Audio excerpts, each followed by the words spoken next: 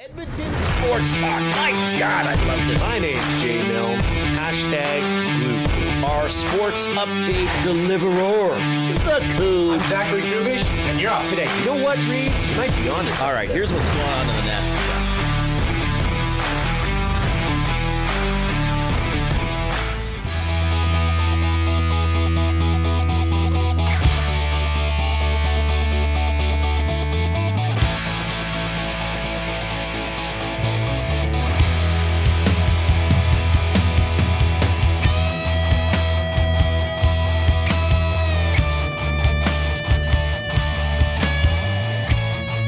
So it's January 19th today, if I'm not mistaken.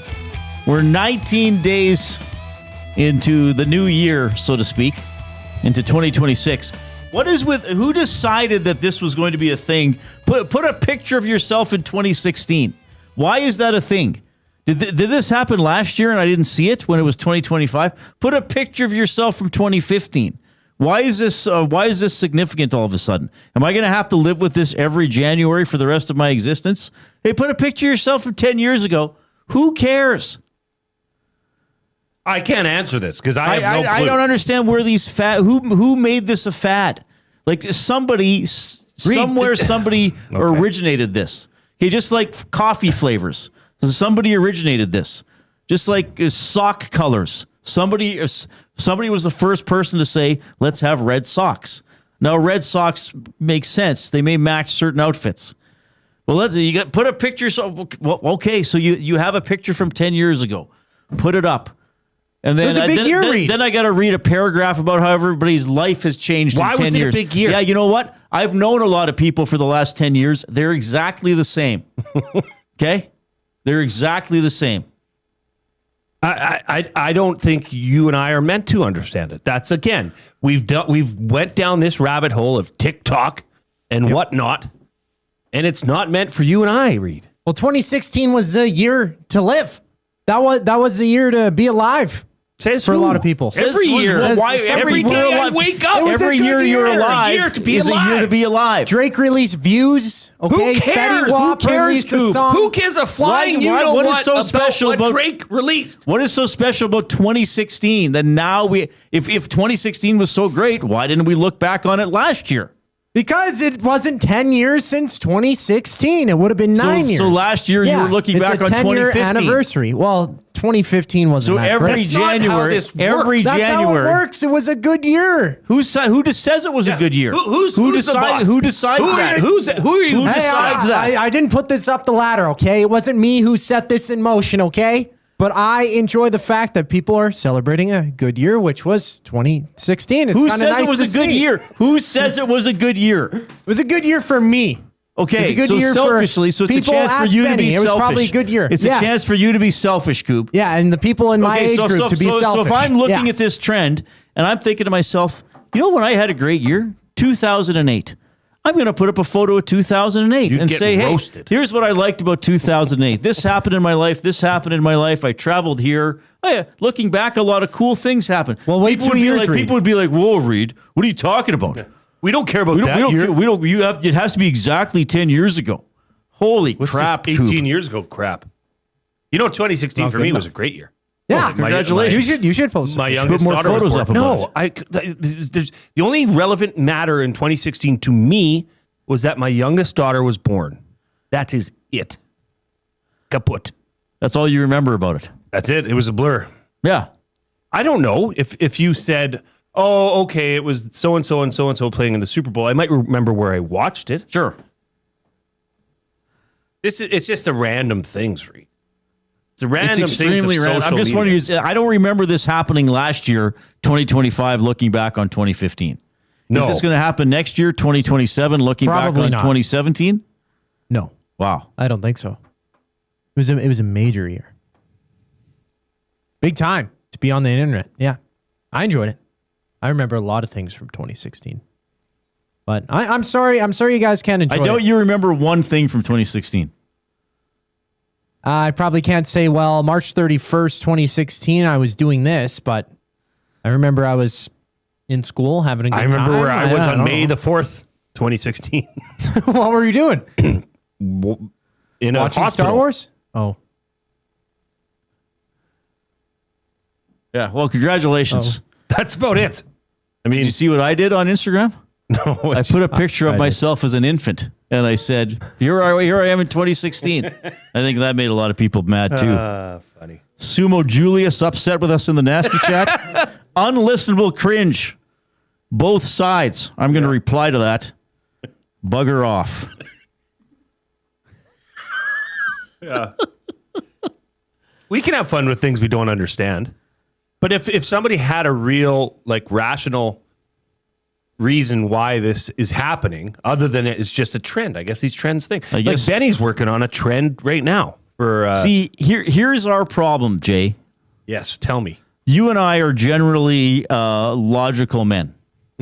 So when something happens, we want to find out Yeah. why it's happening. If we see an equation, there must be an answer. Right. There is no answer to this. So if we say, why is this happening? And we're told, well, it's just happening, guys. Just go along with it. Sorry, that's not, generally not acceptable. Did you hear what Dusty said about it? No. Are you kidding me? So, and this is going to now this leads us into the actual content of the show. We're going to talk about a lot of things on the show. We're going to talk a lot about the Edmonton Oilers. We're going to talk a lot about some obviously very specific qualities of the team, the goaltending, Ryan Nugent-Hopkins, Curtis Lazar, and we're going to tell you why we're talking about those things and support our positions on those things. We're going to talk a lot about the National Football League. We're going to talk about a couple very controversial plays in the National Football League. Ooh, do tell. We're going to talk about how we did in our picks and where we went wrong or right. We're not just going to say, yeah, I did this, not sure what happened. Yeah, we're going to back things up. With reason. Well, maybe not. Maybe bias. Well, it's fine to have bias. Bias can be a reason, but you're still explaining yourself. Would be my reason. Yeah. Sure. Apparently 2016 was the greatest year in the history of civilization. Yeah. Tell that to the first sucker who had to start the first pyramid in Egypt. Okay, so Ramses, I got an idea here. It's like a giant triangle, but from all sides. Okay, and I want you to design it and build it. Out of what? I don't know. There's a lot of sand lying around. Why don't you just mold that? Go to it. All right. Great to have you tuning in, by the way, even people who are annoyed with us. If you are annoyed with us, we want to. It's okay. It's okay to have fun every once in a while. You can get in touch, of course, 780-218-9999. That's the afternoon inbox presented by River Cree Resort and Casino, which is turning 20 this year. They're celebrating big. How are they doing it? Over $1 million in prizes. They're going to have 35 winners of $20,000 in casino free plays, 9 brand new cars, 56 winners of $1,000 in cash. And how about this? That's just the start of it. It's a 10-month-long promotion that goes until October 26th. So they're doing some incredible stuff. You can email Reid at EdmontonSportsTalk.com, Jay at EdmontonSportsTalk.com. And of course, you can listen on iHeartRadio, TuneIn Radio. If you are doing that, please spread the word of Edmonton Sports Talk and let other people know how they can tune in. If you're on YouTube, thanks for finding us there as well. The channel is Edmonton Sports Talk. We are approaching 14,000 subscribers. So if you're not already subscribed to the channel, you can do so. And also, for each individual show, including this one, click the thumbs up. Click, click, click. Must you click? Please, please click. Must you click? You must click. Thumb, thumb, thumb. All right, we try to get to 100 thumbs every show. So let's get there again today. We've been doing a pretty good job. Barry the Cheater in the chat has a reason for this movement. Okay. He says the viral trend is a nostalgia movement, primarily on TikTok and Instagram, that celebrates the mid-2010s as a golden age of internet culture. The movement was launched at the beginning of 2026 to mark the 10-year anniversary of 2016. It involves users living 2026 like it's 2016 to reclaim a sense of carefree fun. Sure. Now, in order to reclaim a sense of carefree fun, you must then admit that you're not having carefree fun now, Exactly. which we are. I'd sooner try to have it all the time. At least have it during this show. Yes. Yeah. So maybe that's it, Reid. Maybe that's it. Maybe that's the Maybe gap. we weren't carefree in 2016, but now we are. Now we're See, on to something. everybody else has gotten more serious. You and I have gotten more carefree fun. The truer words couldn't be spoken, by the way. In 2016, I was in a totally different place in life. Right. Now look at me. Yeah, look at you. Yeah. You're doing great. I could wear sweatpants to work if I want.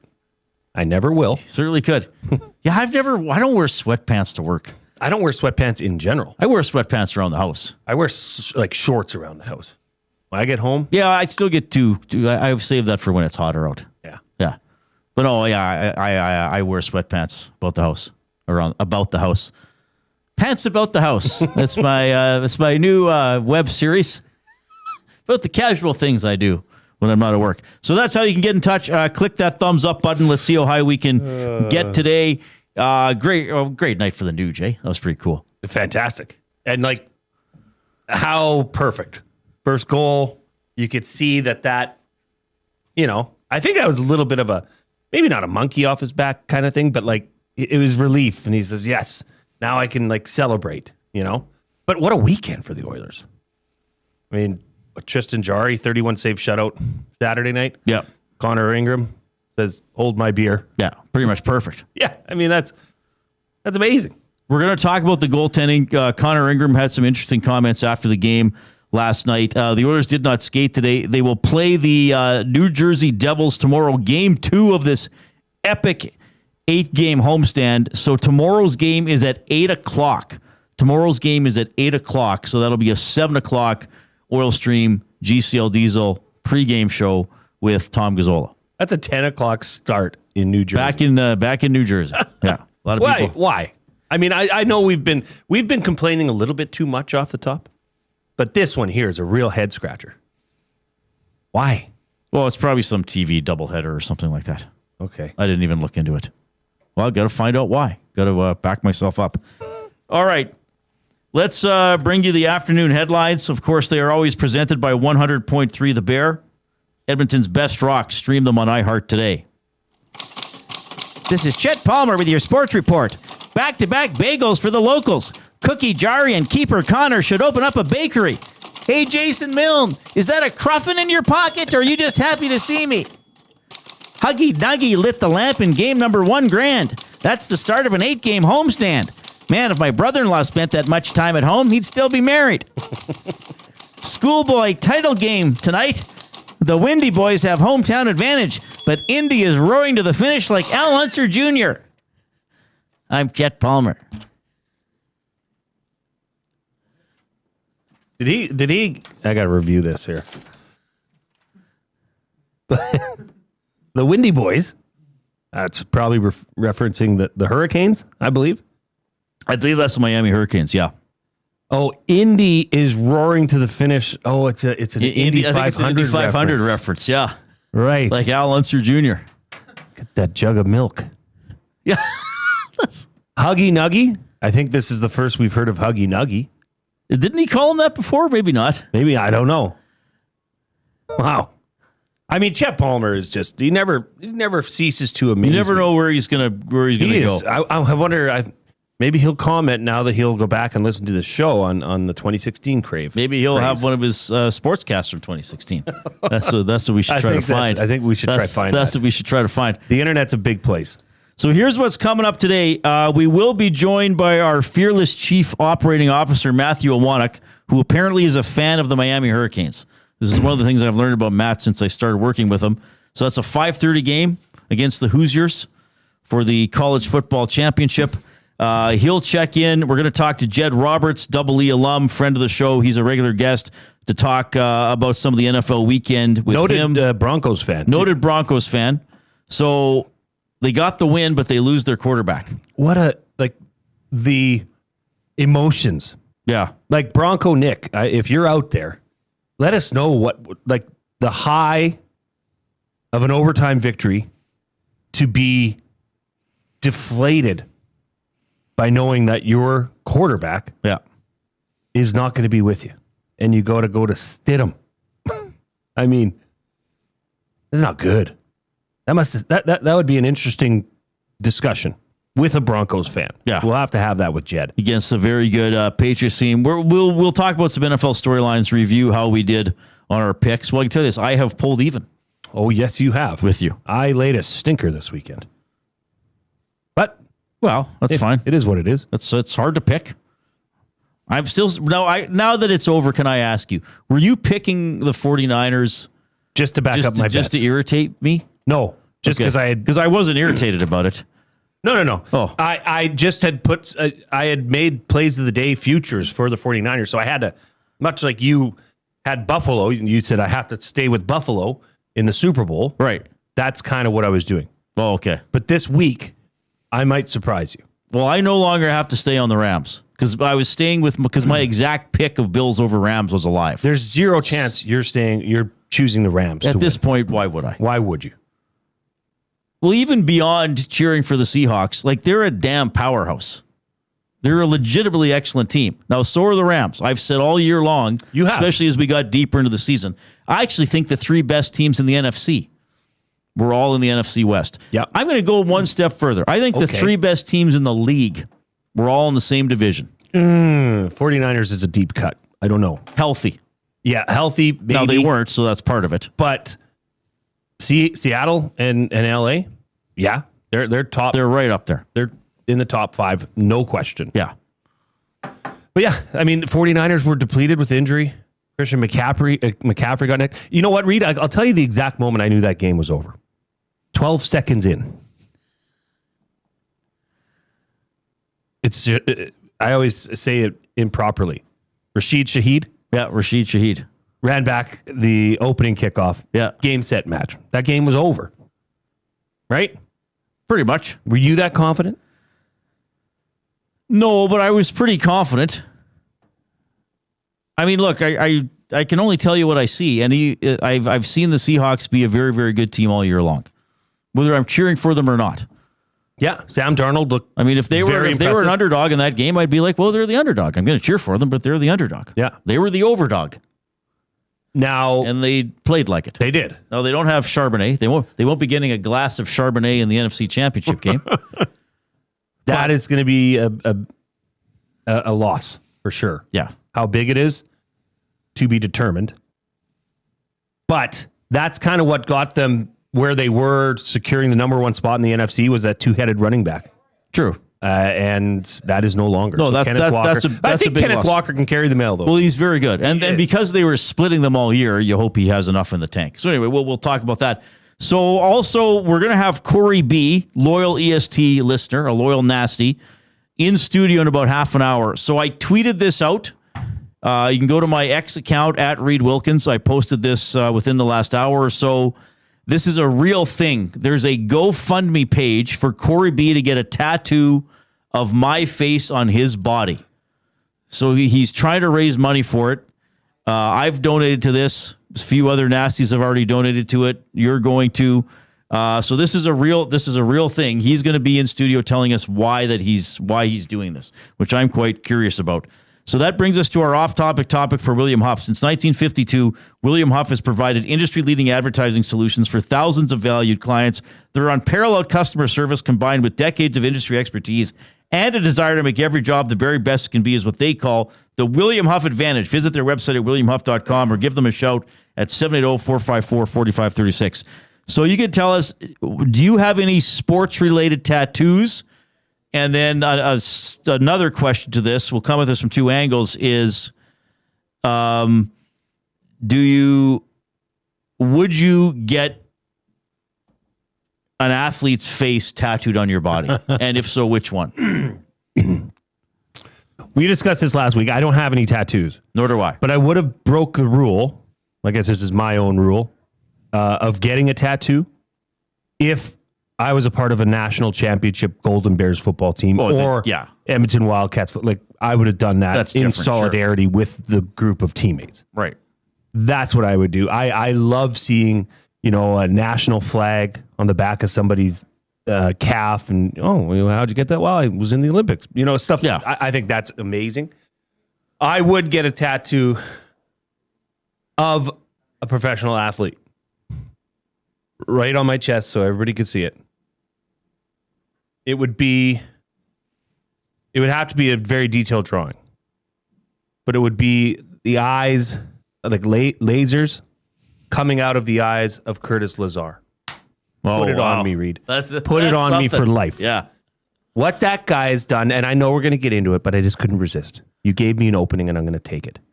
What he has done for that fourth line, and what he's costing the Oilers, the whole story is fantastic.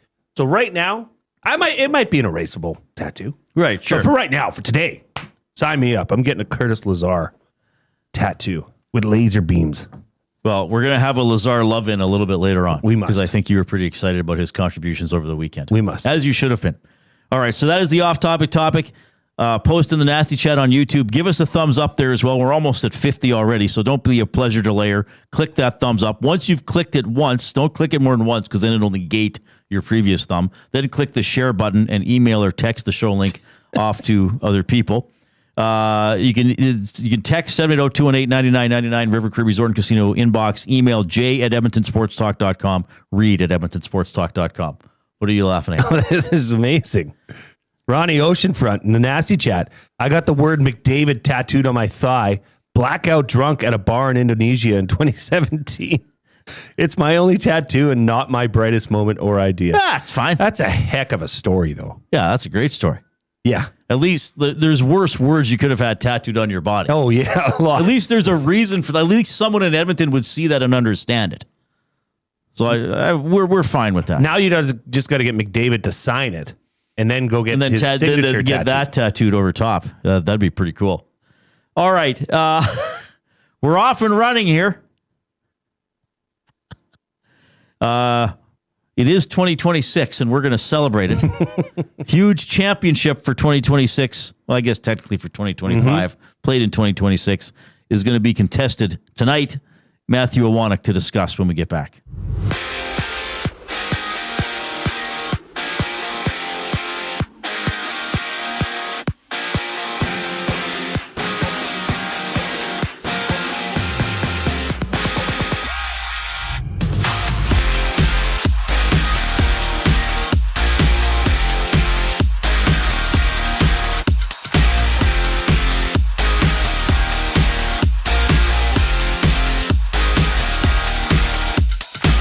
Games live in the NHL right now. The Penguins have a 2-0 lead over the Kraken midway through the first, and just about 5 minutes into the second period, it's tied at 1-1 between the Avalanche and the Capitals. And after that, the Panthers welcome back Matthew Tkachuk against the Sharks to make his season debut. Tkachuk has been out since August recovering from core surgery. Kiefer Sherwood, he's on the move from San Jose, being swapped to Vancouver in exchange for Cole Clayton and 2 second-rounders. In NFL news, the Dolphins are hiring Jeff Hafley as their head coach, according to ESPN's Adam Schefter. Elsewhere, Zach Charbonnet of the Seahawks is out for the remainder of the season after he left Saturday's game against the Niners in the first half with a significant knee injury.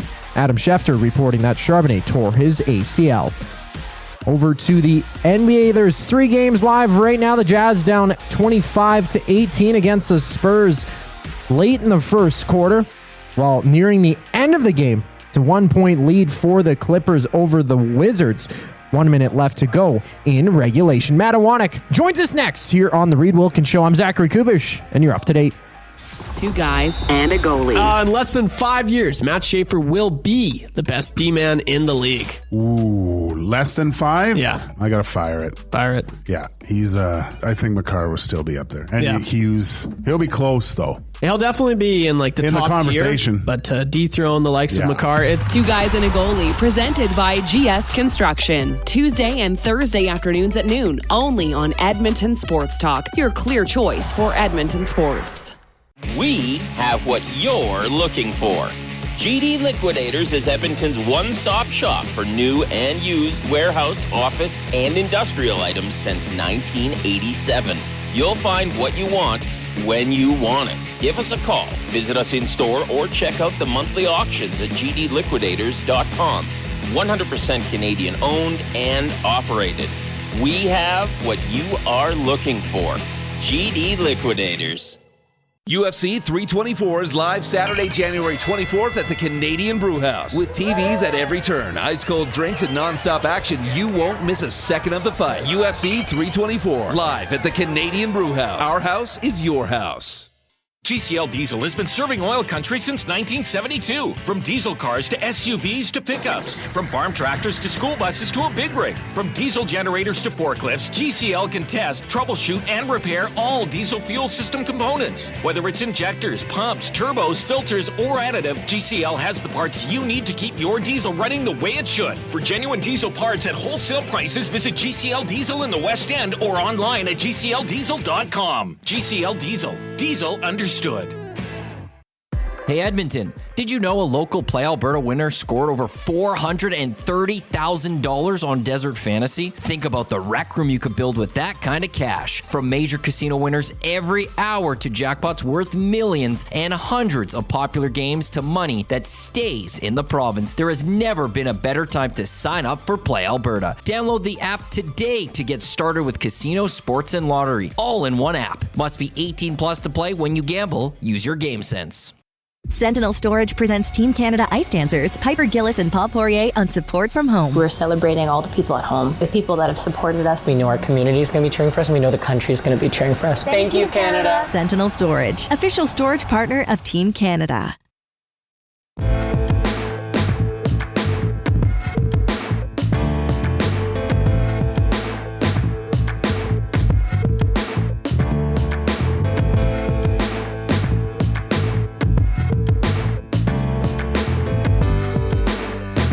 Hope you're having a great afternoon. We're in the Canadian Brewhouse studio. Join the Super Bowl watch party Sunday, February 8th at the Canadian Brewhouse. Enter to win a Lombardi trophy or enjoy $1 Bud tankards and $9.99 two-topping 8-inch pizzas. The Canadian Brewhouse, our house, is your house. We got a very special guest here in the Canadian Brewhouse studio. He's the Chief Operating Officer here at Edmonton Sports Talk. You get him on the Hangout and random other shows from time to time. It's Matthew Awanik. Awanik, how are you doing? I'm great. Host number one. Host number two of the Lock Shop. Host number two. Behind who's number one? Huss. Who's Huss. number three? I think Jay. Who's number four? Eric. Who's number five? Dusty. I thought Dusty and Huss were the hosts. You could ask the Nasties. Nasties, is that the correct order of hosts for the Lock Shop? Eric and I could be probably moved a bit, but you're number two for sure. Yeah. Hey, let the record be shown now, as of right now, that I would like to be involved in more lock shops. Okay. I feel you're kind of stealing it and taking it for your own. Well, because you like it. I know you like it. What's that? You got to work with Huss. Talk to Huss. You got to work with Huss. Yeah. How does it? Well, it's because then it's earlier for you to come in sometimes. Often when it happens, it is a Friday, and you usually would be in on the Hangout on a Friday. You can work me to the So bone, you've got buddy. the other show later, generally. Who's doing it on Wednesday? It's you, isn't it? I didn't see my name. No, it was Eric, because you have a workout on Wednesday. No, I canceled my workout. I got back to back meetings Wednesday. Well, I didn't know. Nice. Well, okay, but it worked out. Dusty and I have a meeting on Wednesday. Was your meeting with me? No, we're meeting with the CFL on fantasy. Are you kidding me? No. Seriously? Yes. 11 o'clock. We have a chat with the CFL crew on fantasy. Are you supposed to reveal this? I don't know. They never told me I shouldn't. Like, is the commissioner in this? No, I don't think so. It's like the people like the behind the scenes. They want to pick our brain and make sure that they're not missing anything or something Really? like that. Legit. Oh my gosh, Maddie. I How did not proud know are about you? That's incredible. Yeah, well, it just popped up. Like, Well, it happened just before Christmas. Dusty said they'd like to do something, and we sent a couple dates. They didn't work necessarily. And the only thing worked was during the Hangout or during the Lock Shop. So both of us have to go do it. I don't have it on here, but no, it's maybe I wasn't supposed to say something, but Dusty and I are going to have a little chat about them on. I think that's exactly the type of thing you're not supposed to talk about. Why not? It's coming. It's one of those. Stuart Johnson said it publicly, and they're just wanting to get some sort of to see if they're missing anything that we've done with our leagues. Oh wow, okay. So Wednesday, him and I both can't do it. So, so Eric's going to be on with us. What a twist that would be if EST lost our coup, Matthew Awanik, to the CFL. Then we would have to become anti-CFL. Well, he wouldn't go and work. They don't need him to work for them. Matty would. That takes a lot of work. Yeah, Matty would be gone tomorrow. First flight to Toronto. There's no full-time job that's coming from it. It's not like I could code things. I guess Dustin mentioned it in the morning. Okay, did he? Okay, perfect. But this is not a joke. At least to me, the genesis of CFL fantasy discussion and push came from mostly you and Dusty and Eric. Yeah, it came from our league, the Dunya that I have with Lucas and Luke Holtz, Scott McCord, and Lieutenant Eric. It led to Dusty being jealous that he couldn't get into this league, wanting to be in this league. I was saying no. So a bunch of others started their own league, some nasties with Dusty. And then Dusty kept talking about, because he was having so much fun, that led to him sitting with Stuart Johnson in Winnipeg and saying, you need to do this, and we do this. And then going, oh, you guys can do this. So it all started like there's other ones out there. But if it wasn't for our 4-man league, Dusty wouldn't have done this, and he would have never went to the commish. So I'm very proud of us. We are the Godfather League, I will say. And this is incredible. Like this, our league will be the Godfather League. You cannot write this I want like a boilerplate with us in there or something. No, you need to negotiate. We've talked about this. Well, it's already passed. If you're the No. I just sit there on Wednesday and be like, I'm not saying a word until my demands are met. Oh, my goodness. Thanks for sticking around here as you're getting nervous for the, 5:50 kickoff? Officially, apparently I saw yesterday, 5:50 kickoff. Between the Hoosiers and the Hurricanes. So I have a question for you. We're a long way from Miami. Yeah. Why do you cheer for them? Why even bother having a favorite NCAA school at all? Well, I always loved watching NCAA football. When I was growing up, the football was my favorite sport, still is. And I loved, the household I lived in with my dad and my brother. We always watched college football, so I fell in love with the Miami Hurricanes. Ultimately, people call me a front runner. When I was a kid, apparently I was a front runner. Now, by saying apparently is, if you look at any team I cheered for when I was 8, 9, 10, that's when I fell in love with them. They won a title at some point. So Miami won the title in 2001. I fell in love with them. I followed their 2002 season. I'm pissed off about the 2003 Fiesta Bowl, where it was not pass interference. We won that national title. I truly believe that. And I've stuck with them ever since. And then as a Ravens fan, the fact that Ray Lewis and Ed Reed come from the U, it just all worked out nicely together that I've just been a Hurricanes fan since the early 2000s, and I have gone through many, many bad years with those Hurricanes waiting for a day like today. So could you watch all their regular season games? I have found ways to watch them. Yes. Okay. Yes, it has been easier as the internet has progressed. This guy can watch any game in the world, Reid. Oh, wow. If he really puts his mind to it. We need to stream some cricket for Chet Palmer at some point. Those. Oh, yeah, that's on TELUS TV. If you go scroll down on your TELUS, though, if those have TELUS, you got Willow. It's with part of your subscription. You said that part of your fandom is being a front runner as a kid. That was as a kid. I totally accept that as a younger kid or a person that's just getting into it. My daughter Rose is a giant Kansas City Chiefs fan. Well, guess why? Because Patrick Mahomes and the Chiefs have been dominating the league. I love that. But now what I really love is that she's going to go through hell for a long time because it just doesn't last that long, right? It's like for me with unless you're New England with Commanders. Well, don't even. You had to do that. It's all right. These Patriots fans don't know what it is like to suffer. Well, longtime ones do before Tom Brady. There's very few of them. Absolutely, but there are some. You know why? Because of the front runner syndrome. Yeah. It's okay, but it sucks. How can they be this good again? And now they get a free ticket to the Super Bowl. Don't they? Yeah. Watch them lose this week. It'll be funny as hell. Can you imagine? Wow. That's not a Super Bowl anybody wants to see. Stidham versus Darnold. Anybody would have predicted that at the start of the season. Nobody. He took one snap this year, and it was a kneel down. Yep. Negative yardage. In a way. Yeah. All right. Well, yeah, so I'm stuck with the team. All right, so you like the Miami Hurricanes. Yep. They're in the national final. Did you think they had a chance to advance this far? No. At the start of the playoffs? No, I was very excited. They deserve to be in the playoffs. I stand by that. I was a big defender of them being in the playoffs and included because they absolutely deserved it. I was hopeful they could get past Texas A&M. It's never easy going on the road, especially the College Station. But I've lived through now enough Miami Hurricanes over the last 20 years where it's anytime something looked like maybe they were turning the corner, they'd fall flat on their face. I'm like, oh, okay, well, back to being Miami, and it's going to be another 5 years till I get to a moment like this. So I was hoping for one win. Going into the Cotton Bowl against Ohio State, I remember going this is gravy. They win, awesome. But if they lose, I didn't expect to be here. And Ohio State's a good team. They got that win, and then they go and they beat Ole Miss in a great football game. Great game. But I won't lie. Like I think they're gonna win tonight. And that's not just the fan. Indiana is crushing everybody. Differential. They beat Ohio State by a bigger score than Indiana beat Ohio State. Indiana has not gone up against a D-line or an O-line like Miami has. Miami's team is stacked in those trenches, and I don't think they're ready for that. The Canadian Mesidor, along with Bain Jr., are going to have a great game today, hopefully. But Bain, you go to that Ole Miss game, everyone all want to say that he was quiet, but when you look, he had 7 pressures still. There was multiple holds that weren't called. You want to talk about bad officiating? Those calls were not called at all on Bain. I don't think Indiana's going to get away with that. Bain's going to cause Mesidor to have a tough game. And Mesidor, about Bain, or Mendoza, not Mesidor, Mendoza. And then the thing about Mendoza, does he have a first name, Bain? Is why do you keep bringing up Bain? Because he's going to go dominate today. And then Mendoza is one of those guys that I don't think he's dealt with a pocket collapsing a lot this season. Good point. And I don't think he does well when there's pressure. And you're going to see the Hurricanes have the pressure because that's what that D-line does. And that's what's going to allow Miami to go win this football game. Well, that's the question. Can the Miami defensive front collapse the pocket? Yes. They are bigger. They are bigger. Just outright, they're bigger.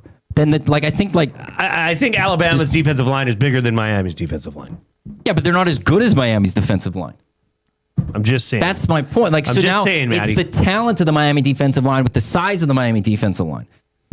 Bain is going to be a first rounder this upcoming draft, and you're going to see why tonight. What's his first name? Ruben Bain Jr. Ruben Bain. Ruben Bain Jr. What kind of sandwich does he like?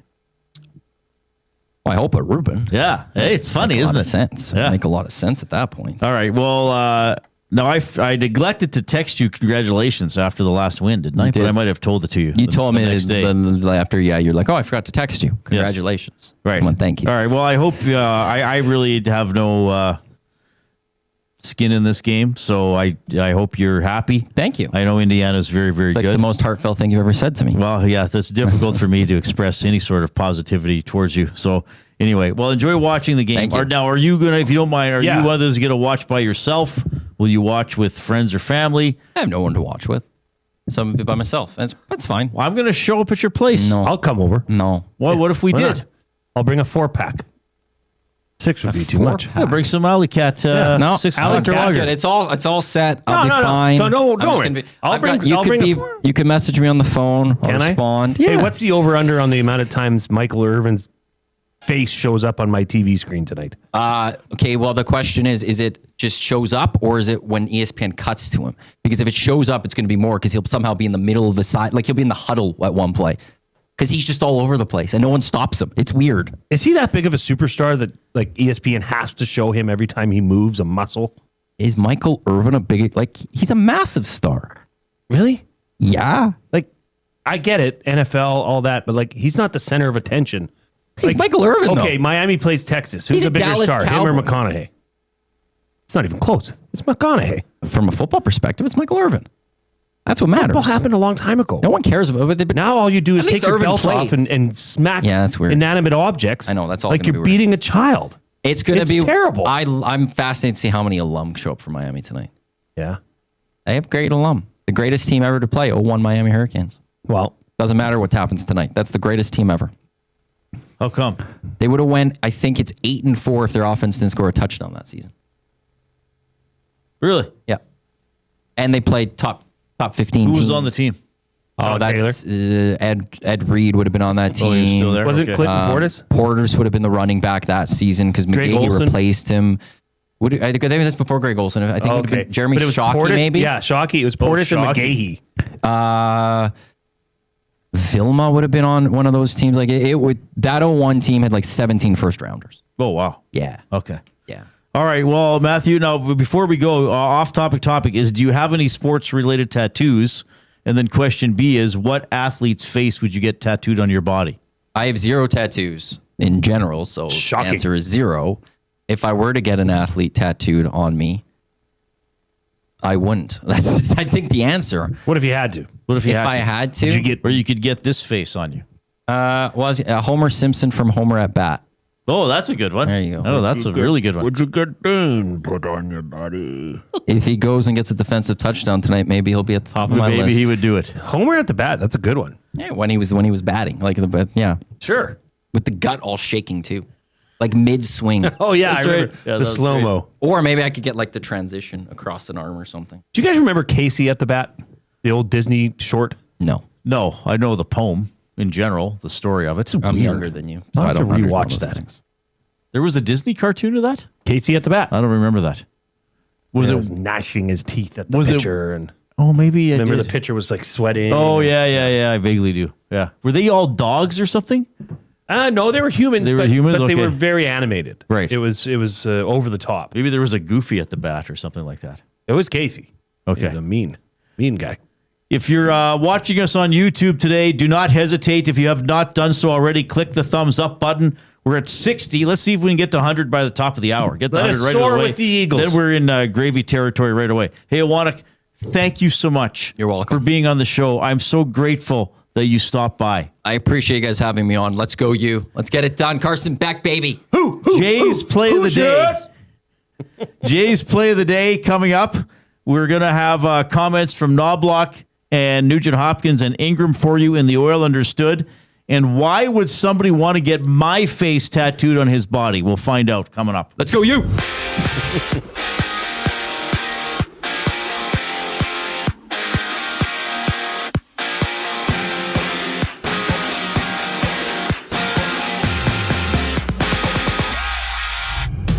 10 games in the NHL, 2 of which are live. The Penguins up 2-1 over the Kraken nearing the end of the first period. And just over the midway point of the second, the Avalanche are up 2-1 over the Capitals, with Nathan MacKinnon scoring his 37th of the season. And at 4 o'clock, Matthew Tkachuk makes his season debut for the Panthers against the Sharks, returning from core surgery he had in the offseason. And Vancouver's Kiefer Sherwood has been dealt to the Sharks in exchange for Cole Clayton and 2 second-round picks, one for this year, the other for next season. From Seattle, Zach Charbonnet of the Seahawks went down with a significant knee injury on Saturday against the Niners. He's out for the remainder of this season, and ESPN's Adam Schefter has reported that Jeff Hafley is set to become the next head coach of the Dolphins after spending the past 2 years as a defensive coordinator of the Packers. To the hardwood, there's 2 games early in the second.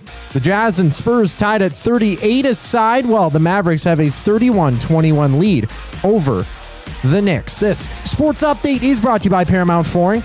Paramount Flooring wants to give you more. Get set or get free premium underlay with any in-stock carpet purchase. Are you ready to treat your feet? Catch them in-store or online at ParamountFlooring.ca. The Reid Wilkins Show rolls on after the break. I'm Zachary Kubish, and you're up to date. The Oil Stream. Have the Oilers solved their goaltending issues? I think so, man. I think Ingram's been the best of the 4 guys we've seen with the Oilers. Like, if you ask me right now who's starting game 1 of the Stanley Cup playoffs in round 1, it's Connor Ingram. For me, I would agree. I would think it is Connor Ingram, but what do you think the team would do? They traded for Tristan Jarry to come in and be The the Oil guy. Stream, presented by Boston Pizza. Monday, Wednesday, and Friday afternoons at noon. Only on Edmonton Sports Talk. Your clear choice for Edmonton sports. Running your own small business takes courage, and as it grows, so does your team. That's why Alberta Blue Cross offers health, dental, life, disability, and wellness benefits designed for small businesses, because we know a healthy team means a thriving business. Join over 5,000 Alberta businesses who have chosen us to help their business grow and succeed. Alberta Blue Cross takes care of you and your employees, so you can take care of your business. Visit ab.bluecross.ca to find a plan that's right for you. At Firehouse Subs, our subs are freshly toasted, stacked high, and crafted to satisfy. Each sub is piled high with premium meats, melty cheese, and toasted to perfection. Firehouse Subs brings bold flavor to every bite, all served on a freshly toasted roll. But we're not just feeding Edmonton, we're fueling it. Dig into the brisket hat trick, piled with slow-smoked brisket and melty cheese. Or go to the Firehouse Subs fan favorite, the Hook and Ladder. Made to order with smoked turkey, honey ham, and Monterey Jack cheese on a perfectly toasted roll. With 15 Firehouse Sub locations across Edmonton and the greater area, it's easy to grab a hot and hearty sub close to home. Firehouse Subs. Hot, hearty, made to satisfy. Looking for flooring? Paramount Flooring has it all. Sales, service, and expert installation. With options for every style and budget, open 7 days a week. We've got you covered. Quick delivery and in-stock deals. Plus, EST listeners get 10% off. Visit ParamountFlooring.ca today.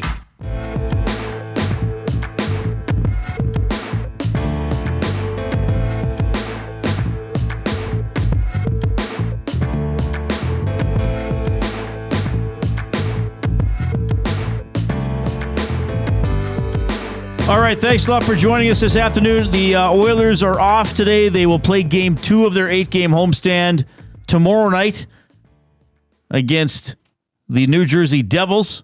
So that's an 8 o'clock game. We'll have a 7 o'clock GCL Diesel Oil Stream pregame show. We're going to talk more about Connor Ingram, about Ryan Nugent-Hopkins, about Curtis Lazar as we move into the Oil Understood and Fired Up between 4 and 5 o'clock this afternoon. We do have another special guest in studio. Long-time Edmonton Sports Talk listener, on I guess 1260 before that. Cory B is here. Cory, how are you doing? Good, how are you? Yeah, get right in there on the mic. Don't be shy. That thing. Yeah, you get right in there. Thanks for coming by. Yeah, it's thanks nice for to see having you. me. Now we're gonna just have to ask you to sit tight for 2 or 3 minutes because we got some business to do with Jay Milne. Then we're gonna talk about something quite frankly outrageous that you want to do. Absolutely. I know. I don't know. I'm part of this, but I don't know why it's happening. And I also want to tell the story about the first time I ever saw you in person in my life. Perfect. Okay, so that'll be fun. But right now, we got to do this. It's Jay, it's play, he's Jay, it's today. It's Jay's play of the day. It's Jay's play of the day. Jay's play of the day. Presented by Play Alberta, your home for online gaming excitement featuring casino games, live dealer action, lottery, instants, and sports betting. Now with the new Play Alberta app, you can take the fun with you anywhere. Download the app or sign up today at playalberta.ca. Okay, I'm going to get right to the point because I want to hear more from this fine young man. Nice hoodie, by the way. Looks sharp. Head on over to playalberta.ca, click on sports, click on ESC specials. You will see Jay's play of the day. I do not share the same opinion as Matthew Awanik about his beloved U. I think they are going to get destroyed by the hands of the Indiana Hoosiers. Do you know what their battle cry is, Reid? Go, Indy, go. No, close. Hoosiers. So we're going Hoosiers money line and over 46.5 points. Life's too short to bet the under. You may get a couple scrappy touchdowns from Miami to send this thing over 46.5 points. That has been boosted to plus 180. Head over to playalberta.ca, click on sports, click on ESD specials, and you'll see Jay's play of the day there, as well as a couple others. And always remember to use your game sense. It's Jay, it's play, he's Jay, it's today. It's Jay's play of the day. It's Jay's play of the day. Jay's play of the day. I love that you actually thought I might have known the University of Indiana battle cry. Well, I said go Indy go. It was between that or let's go Indy. Both were close. Or let's go Hoosiers. Hoosiers. Yeah. Hoosiers, like, this is such a big deal for that school. Well, they've never been this good at football. What's the first thing that pops into your head when you think of the Indiana Hoosiers? Bobby Knight. Right. Bobby Knight is still the first thing that pops into my head. Yes. More than the team itself. Right. Or the striped pants. He was so synonymous with the program. It's Bobby Knight throwing a red chair on the court. Throwing a red chair. Like, that's it. Remember that one somebody asked him about, do you need your team to have their game faces on? And he's like, what's a game face? And he starts like making all these weird faces. Switching out. Yeah. There was was one, Corey. like he went back and forth. Like, he was a surly guy, obviously. There was one, there was like, he was mad at some writer or something, some media person that was criticizing him. He goes, most of us learn how to write when we're 4 years old and move on. And the writer said, well, most of us stopped throwing temper tantrums when we're 2. So that was kind of a good, I don't know if they said it to each other or it was indirect, but it was pretty funny. All right. You're getting a lot of love in the Nasty Chat. Cory B is here. All right. So first of all, what is your sort of connection or I guess support or fandom, whatever you want to call it, when you come to the people here at Edmonton Sports Talk? I've been a fan of Edmonton Sports Talk back in the 1260 days. I remember listening back when it was the Bryn and Jake show in the morning. Yeah. And it evolved from there. Dusty came in and kind of changed the game. And Nielsen and Chase. Exactly. And then, okay, I can't remember. I'm drawing a blank. I'm getting nervous. That's okay, but a long time you've been listening to most of the guys. Yeah. Okay. So, like many in the community, when the show went dark at TSN, there was a huge void. And I know I share that sentiment with a lot of the community. So when the boys brought it back, I thought I'd commemorate the moment with a logo tattoo. So that's when I first met you, very, very briefly. Yep. I was still working at Ched, and it might have, was it in September of 24? No, when would it have been? September of 23 already? When did you get the Edmonton Sports Talk tattoo? Or was it in? It was during the playoff run. Oh, was that when it was? Yeah, okay, because I went in a few times. I did a few shows during that year. I believe it was in April. It was April. Okay, right. So April of 24 then. Yes. Yeah. Okay. Would right. have been. So yeah. So I went in to do the hangout, which I think I was on the hangout thrice before I was actually hired, and I was like, oh, this guy's getting a tattoo. Like, what's going on? Now you though. You. I'm going to say this. I think we might have touched on this in the past. You seem like you didn't want to talk to me. Because I was like, hey man, you're getting a tattoo, and I was like, I wonder if he's against me because I work at Ched and he thinks I'm like competitive with these guys or something like this. No, not at all. I was live on air and I was terrified as I am now. Okay, well you shouldn't be terrified. Maybe a little bit of me just because I'm a weirdo. Do you think in a different somehow, Reid, seeing Cory B get that tattoo was the final nail for you to say, wow, I need to get on a place with listeners like that? Well, that would be one theory. I'd like to think it would be one. It would be one theory. You're correct. You're true. Yes. It was impressive. It would. No, I'm perhaps overly honest. It was impressive. It showed a lot of dedication. I think if I hadn't been there on that particular day to meet Cory, the job change still would have happened. We don't know that for sure. I guess we don't know that. It is a theory. All right, so that's sort of your connection to the broadcasters that we have here. Now, how many tattoos do you have? I have numerous. I'd say 10 to 15 randoms. 10 to 15? Yeah. At least? Yeah. And how old were you when you got your first tattoo? 18. And do you mind sharing your age now or approximate age? I'm 43 currently. 43. So you're getting about a tattoo every 18 months or ish? It's around every 2 years. What do you like about getting tattoos? I don't know. It's a weird feeling, to be honest with you. It's just kind of an addictive, dull pain, kind of like an internal therapy.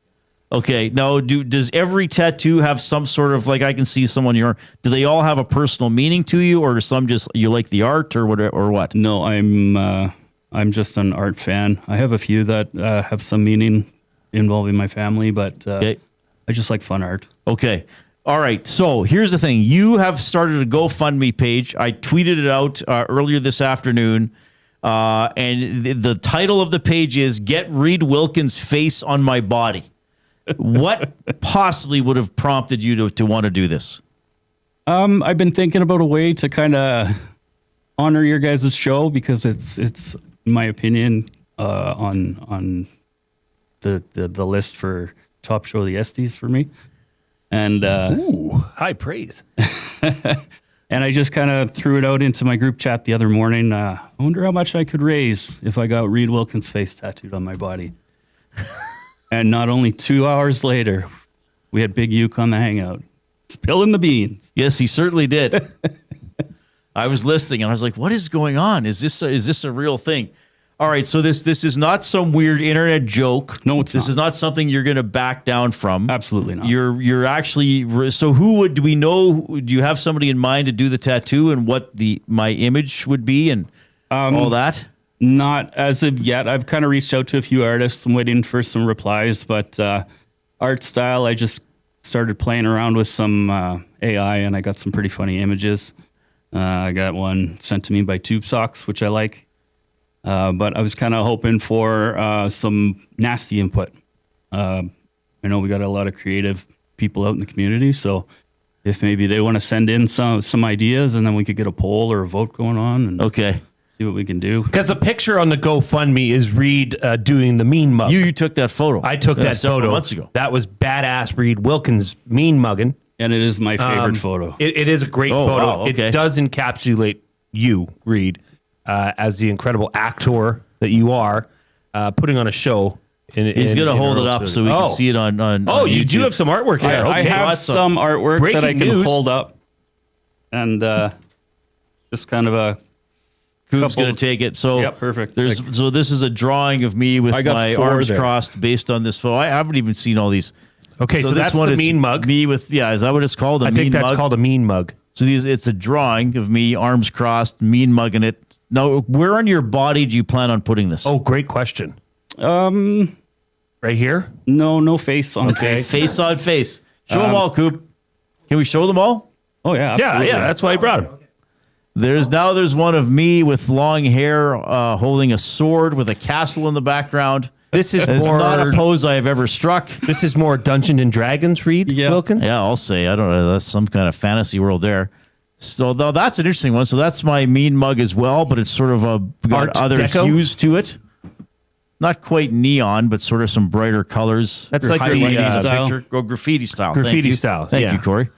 And then there is, oh my God, it's the bookbinder. That's like the name of the rose, that old movie from the 80s. So yeah, it's me kind of in a cloak in a library, sort of scrolling through a book.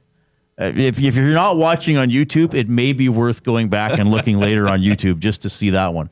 So who made these? Are these AI? Let me see this. I got just the top one's fine. Okay. I got the plain black and white drawing from Tube Socks. And then the rest are just kind of AI thrown together. So they try to put my face. I look a little older than I do, and I am getting a little older. The bookbinder is incredible, but I don't know that it would hold up as a tattoo. This might be a little frightening. Yes, for sure. Like this one, there's no question. If you did black and white, like if you did this, it would stand out. But we could get more detail. We could get as detailed as that's true. Right. So you're just going to kind of see how the GoFundMe goes and then go off of there? Yep. You could add Reid holding his Def Leppard mug. For sure. Def Leppard. Hey? Click. Or click, yeah. Yeah. Last year I was in the heavy hockey showdown, and my body isn't allowing me to really participate this year. So I was just thinking about another way I could maybe raise some money for charity. So last year I was able to raise $1,115. So I'm hoping to kind of pay for a tattoo and be able to kind of come up with a donation for charity of Reid's. Charity. Okay. That's awesome. Yeah. Well, I don't even know what that, I don't know what that would be. We'd do something in, let's talk to Matt. I mean, there's several organizations that we know people from or have affiliations with. So yeah, we'd help somebody out for sure. Well, Corey, am I missing anything important, first of all? No, I don't think so. I just want to, get everybody to reach out with their art ideas and, know any tattoo artists and send them some info. Yeah, and it's GoFundMe. If you're on GoFundMe, search Reid Wilkins, or I think by now you could probably search Reid Wilkins GoFundMe or go on his X account. I've now reposted it because I've now added a donation. I matched Reid's. Oh, amazing! So we've now raised almost $400. Yeah. So we're 22% of the way there.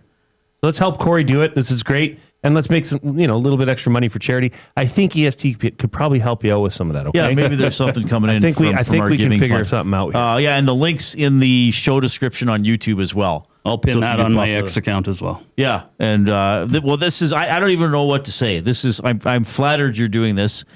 As you know, I'm pretty honest, but you'll understand I don't mean this as an insult. I mean it as a compliment. I do think it's incredibly goofy. Oh, absolutely. Yeah. Okay. Good. So you understand exactly what's going on. All right, Corey. Thanks for coming by. He's got the Glue Crew hoodie on, which is incredible. And this will just be open until you say, okay, we got a good amount to get a tattoo I think so. And give some. It's ever evolving. Okay. Perfect. Incredible. Yep. This is awesome. Thanks so much for coming in. Yeah, thanks for having me. That is Cory B, who wants to get a tattoo of my face somewhere on his body. Truly incredible. He's got a GoFundMe page going for that. All right, we got the Oil Understood coming up. We're going to hear a little bit from Connor Ingram, and Chris Knobloch is going to explain why he thinks the Oilers are allowing so few goals against recently, and we'll have the Coupe as well.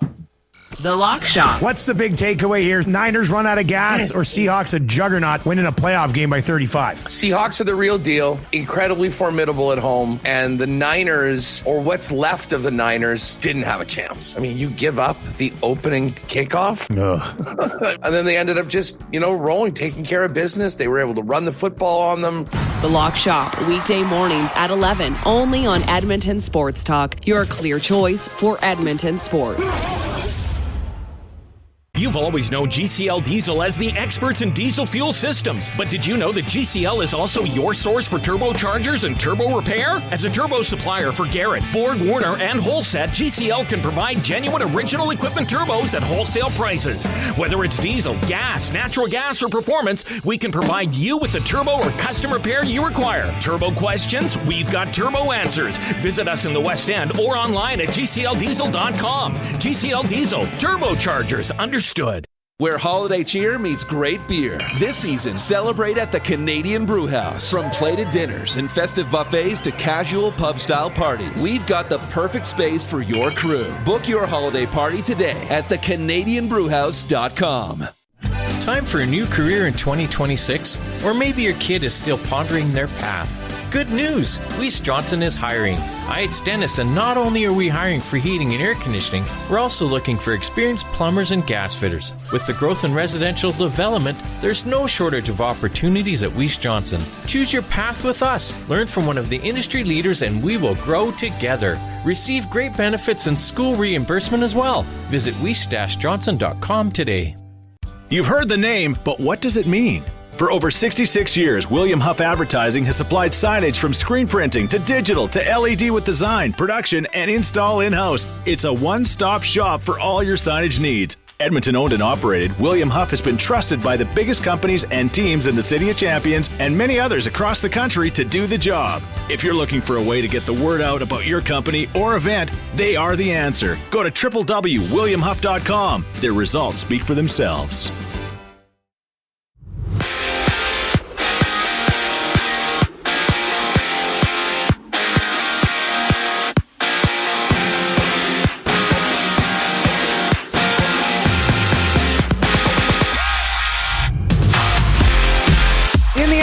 There's two games underway. Just starting the second period, the Kraken are down 2-1 against the Penguins, while in the second intermission, it's a 3-2 lead for the Avalanche over the Capitals. And in just a moment, the Penguins welcome back Matthew Tkachuk to face off against the Sharks. He makes his season debut. Tkachuk has been out since August, recovering from core surgery. And Kiefer Sherwood is off to San Jose, being swapped from Vancouver in exchange for Cole Clayton and 2 second-round picks. To the NFL, the Dolphins are hiring Jeff Hafley as their next head coach, according to ESPN's Adam Schefter. Elsewhere, Zach Charbonnet of the Seahawks is out for the remainder of this season. He left in the first half of Saturday's game against the Niners with a significant knee injury. Adam Schefter reporting that Charbonnet tore his ACL. And a pair of games live in the NBA. The Mavericks up 51-36 on the Knicks. 6 minutes left to go in the second, and nearing the end of the first half, the Spurs lead 61-57 over the Jazz. I'm Zachary Kubish. That was your Sports Update. Hour 2 of the Reid Wilkins Show starts right now.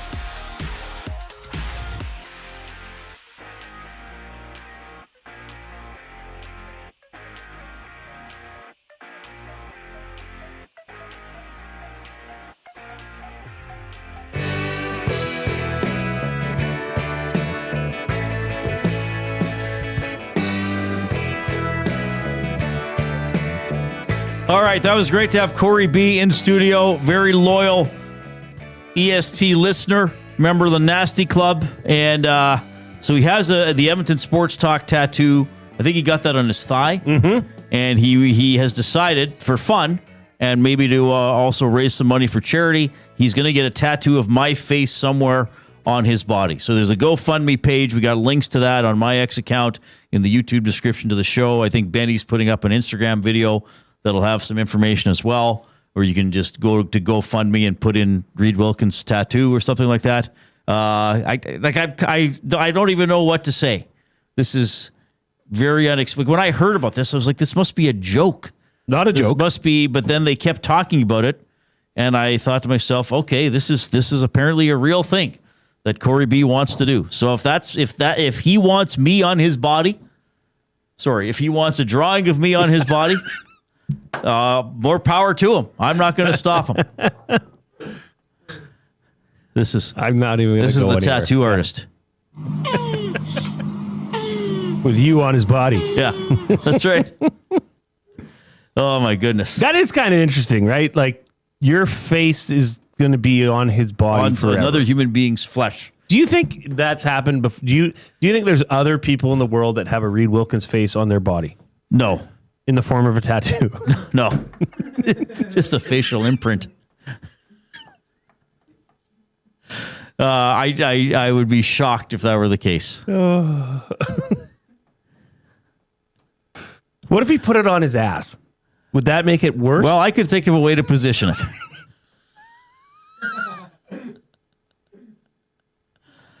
He could do. It's his body. I mean, he could do this without telling me or raising money for it. So what am I going to do about it? It is his body. The fact that I'm somewhat being included in it is, I guess, an honor. Yeah. 780-218-9999 is how you text the River Cree Resort and Casino inbox. River Cree hosting a watch party for the Super Bowl, February 8th. Doors at 3:30, kickoff at 4:30. Tickets starting at $35, which includes an all-you-can-eat buffet. Go to rivercreeresort.com to find out a little more. Email reid@edmontonsportstalk.com, jay@edmontonsportstalk.com. You can post in the nasty chat on YouTube if you're taking us in through that website. If you are there and you have not already done so, hit the thumbs up button. We want to get to 100 thumbs at least for every show that we do.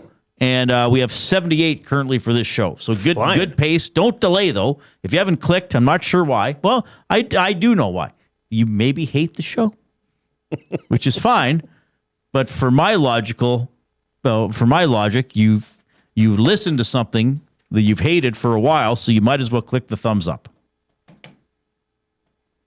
Yeah, it could be that you just hate me or hate Reid. I think it's more likely me. I think you're fine. I don't know. I think you're much more likable than I am. Plus, you have to remember, I've been on air in this city longer than you. Therefore, would have built up a larger army of people hoping for my demise. Well, hate listening's still listening, Reid. Hate listening is a very important form of listening. It is, as I've learned over the years. Yes, it is. Yes. The link to donate is in the show description, Coob, on YouTube. Yes, it is. Yeah. Yeah. Just scroll down. Right there. Help Cory B. You got to go down a little bit. Wilkins' face tattooed on his body. Yeah, so where the description is of the show, you got to hit more, so all the stuff pops up, and then keep scrolling down, and Coob has clearly labeled it, so you can get it there. Why not? That's pretty fun. Okay. Speaking of getting tattooed, how about what the Oilers did to those two sad sack teams over the weekend? Hey-o! The Oil stood for GCL Diesel, providers of the best diesel engine components around. From turbochargers to injectors, fuel pumps to sensors, they are the critical engine component experts. Proud to serve Edmonton and Northern Alberta for over 50 years, and now a partner of Edmonton Sports Talk and the Reid Wilkins Show. GCL Diesel. Diesel! Understood. That's great. Should do it in a different voice. I will every day. Should have done Bane with this. I hope. Side note about the show and whether people like us or hate us. There's one thing that I enjoy. It's getting potentially dangerous, though I'm not sure how we stop it anymore. Now that Jay and I, have continued to get to know each other better, we now often do things just to try to make the other one laugh. Which it is a competition. Which may or may not be entertaining for the audience. Could be dangerous. Like I'll make a bit of a confession here. First of all, the Chet Palmer character, which just evolved organically of me doing a silly voice, and now and then around that same time, Dusty's like, "Hey, the Bears going to sponsor the news on your show, so you can just make a headline or talk about the news of the day." And now it's just like, oh no, this is going to be Chet's segment. So Jay never hears Chet Palmer until he's on air. Mm-hmm. Like I sit right next to him, but I hide my computer I run to the printer and get it. So just in case Jay doesn't see anything, I just solely write those to try to make Jay laugh. Like, obviously, it's not to give people the news. Like, oh, the Oilers won last night. Thank God I listened to Chet Palmer 18 hours after the game. Yeah. I just clearly write those to try to make Jay laugh. So if they make other people laugh, that's good. Sickler, my buddy, his son Ben, who's an avid listener as well. Good guy. He told me at basketball, our daughters faced off in the final of a basketball tournament. So we were both watching, and little Benny told me that he thinks Chet Palmer should reference somehow or incorporate Winnie the Pooh. I don't want to think about it. I just have to let you also don't want to overthink some of these segments, right? Put it in the back of send Chet a telegram. Yeah, well, sorry, information for Chet. Yes. Yeah, we'll put that in Chet's back pocket. I think I've just ruined the surprise for a lot of people. Reid is not Chet. I meant, how could you think that? Yeah, don't worry about that. Just don't think about it too much, everybody. All right, the Oil Understood, presented by GCL Diesel. So, look, awesome. Look, I'm going to group the 5 games together. So they beat Chicago. Ingram plays great. We'll hear what Knobloch says about the Nashville game. They were okay. Got a point. Jarry's first game back from injury, he was okay. And then Ingram plays awesome against the Islanders, just gets beaten by Sorokin. Goalied. And then they get 6 goals in about 13 and a half minutes against the Canucks. And watching that game, it just felt like somebody was one of the guys on the oil stream said the Canucks had an okay first period. I'm like, okay, maybe. And to be fair, the first period I was still watching a lot of Seahawks on Saturday night, but I didn't really have a lot of concerns for the Oilers in that game. Especially given the Matt Sakaris interview we had on Friday, I was kind of like, are the Canucks even going to? Are they going to field a lineup? Well, they've traded Sherwood today. Yeah. To the Sharks, so we'll see what else happens with them. And then, the Blues game back-to-back. The Blues have given the Oilers some trouble over the years, but the Oilers played pretty well, and they get back-to-back shutouts. So we're looking at these 5 games. I won't count the Nashville overtime goal because 3-on-3 is different. So you got 5 games, and the Oilers allowed 5 goals in regulation time, and 3 of them were in one game. So I asked Knobloch about that. One, I think our puck play has been pretty good. I think back to the Nashville game, I thought it was atrocious. I thought it was terrible, especially in the second period. And, we talked about it. And, after that Nashville game we played against the Islanders, which might have been one of our best games of the season, we just couldn't put puck in the net. And then obviously the next 2 games went really well. So one, I think it's puck play. I think our defensemen have been doing a pretty good job of tying up sticks around the net. We're giving away the outside shots and making our goalie front that first shot. But I think we've been doing a pretty good job not making that play more difficult, whether that's a pass across the seam, making the goalie move, or a deflection, those kind of things. I think we were doing a pretty good job of. But, I think of our defense, we're giving up a lot of goals early in the season. I think that had to do with our puck play, a lot of that. But all that being said, when you're getting the saves, that is the biggest point. And our goalies have been playing really well right now. Okay, so a few things there. One thing I want to emphasize, first of all, because, especially when it's not going well for the Oilers, and look, they're probably going to have a tough stretch at some point again this season.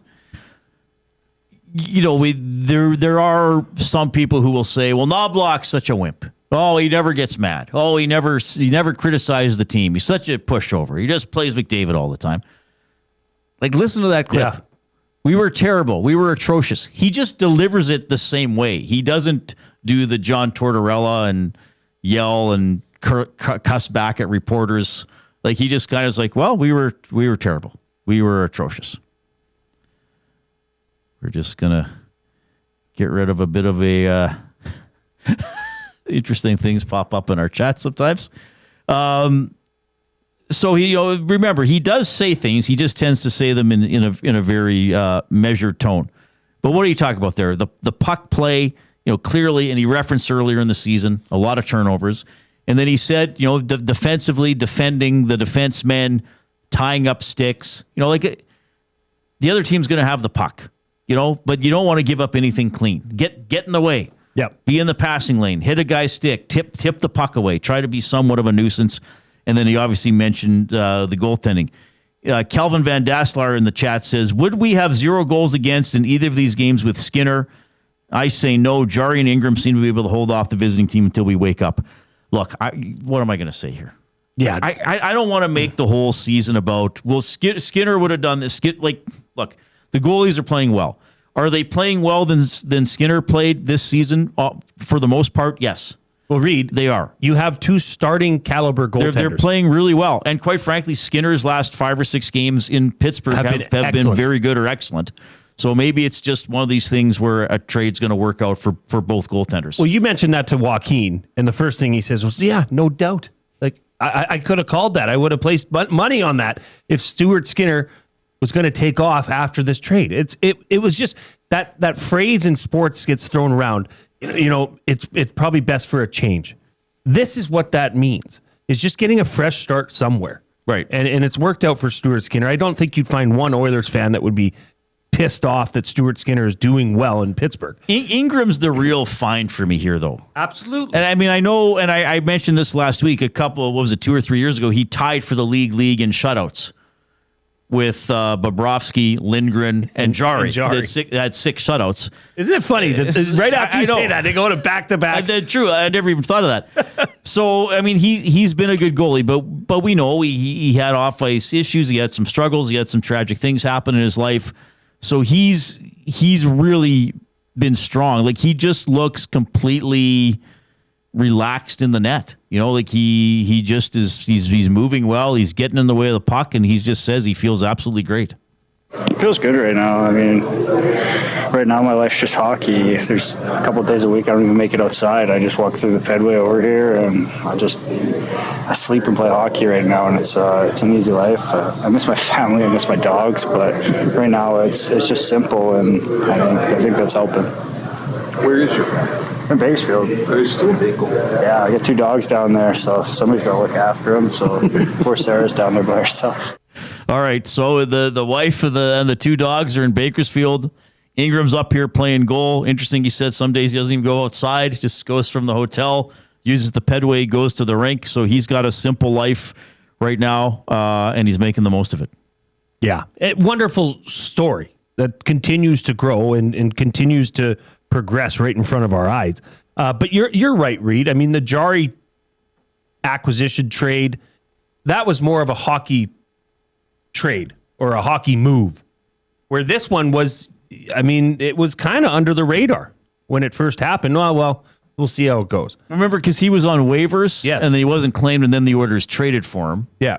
And that was the big thing. Well, you could have got him on waivers. Right. But I mean, good for him.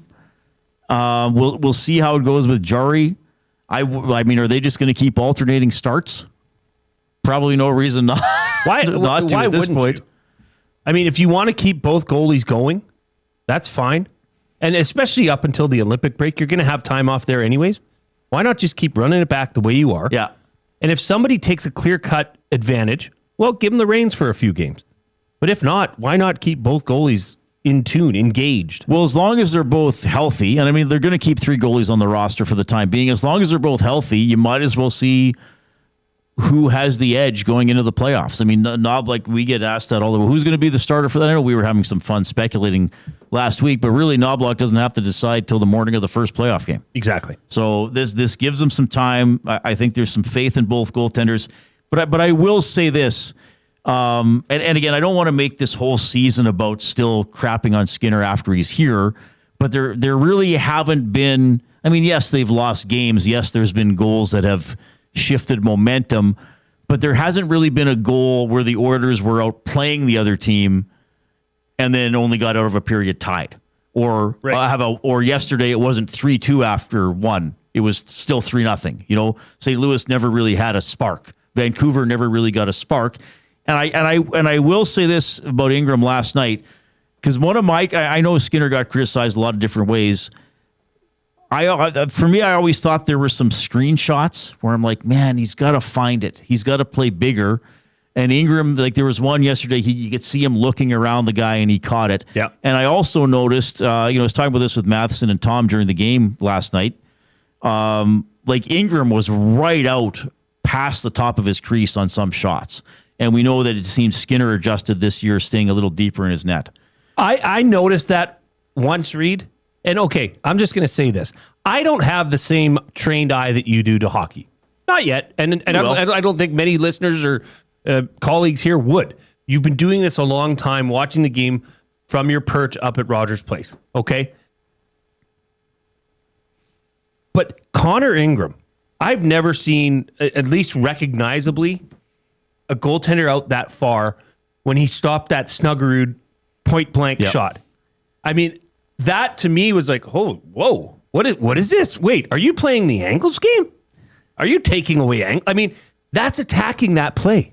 And it just seems like the way that Connor Ingram is moving is noticeably different to the average, set of eyes. Yeah. You can come in here and not be a hockey, the top hockey analyst in the world and see, no, he's moving in that crease a lot better and he's challenging shooters a lot more.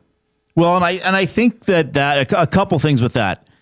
And I've brought this up before. And this is kind of one of these things I'll probably reference a few times a year for a while because it was a good observation. I used to interview Kelly Rudy every week. And I can't remember what we were talking about, but at one point I said, what's the biggest difference between an AHL goalie and an NHL goalie? And I'm expecting whatever, glove hand, short side, conditioning, whatever. And he goes, it's the ability to read the play. He goes, really, if you're a goalie in the NHL, you can probably read this play a split second quicker. Like you're just processing things a little quicker. So that play to Snuggerud, I mean, a couple things. First of all, reading the play and then understanding that it's probably going to be a shot. And also, and what did Knobloch say? Our defensemen are doing a better job and probably trusting if he tries a backdoor pass, my guys are going to defend it. Exactly. So he's there. I don't see an open pass that he has. So that means my guys, if he tries a pass, it's probably going to, so I'm going to get right out on him. I understand that the play's going to him, and then I understand that he doesn't have another pass. Yeah. If he's going to get a pass, he's got to put it through Ekholm or Nurse or whoever was on the ice at that point. Well, and that's a great point is about the trust that Connor Ingram obviously had in whoever was on the ice at that time defensively. I can't recall. But saying, hey, I'm going to attack this, but I know if he tries toe dragging this, somebody's going to help me out. Right. So he's been a great story for sure. Here's Chris Knobloch on Connor Ingram. Yeah, well, the whole time we've been pretty happy with his play. The one game, could have been a little bit better. But other than that, he's been really solid, if not spectacular in those starts. And maybe a week ago, we weren't really sure what we were going to do, but now the way he's played his last couple starts, the Chicago game, this game, he's definitely earned his spot to play regularly. All right, Oilers back at it tomorrow against the New Jersey Devils. Edmonton Sports Talk presented by Play Alberta. It's time to turn up the fun with the all-new Play Alberta app, your digital destination for casino, live dealers, lottery instants, and of course, sports betting. Can tell you something else here. Jason Milne is in love. You'll find out the object of his affection when we get back.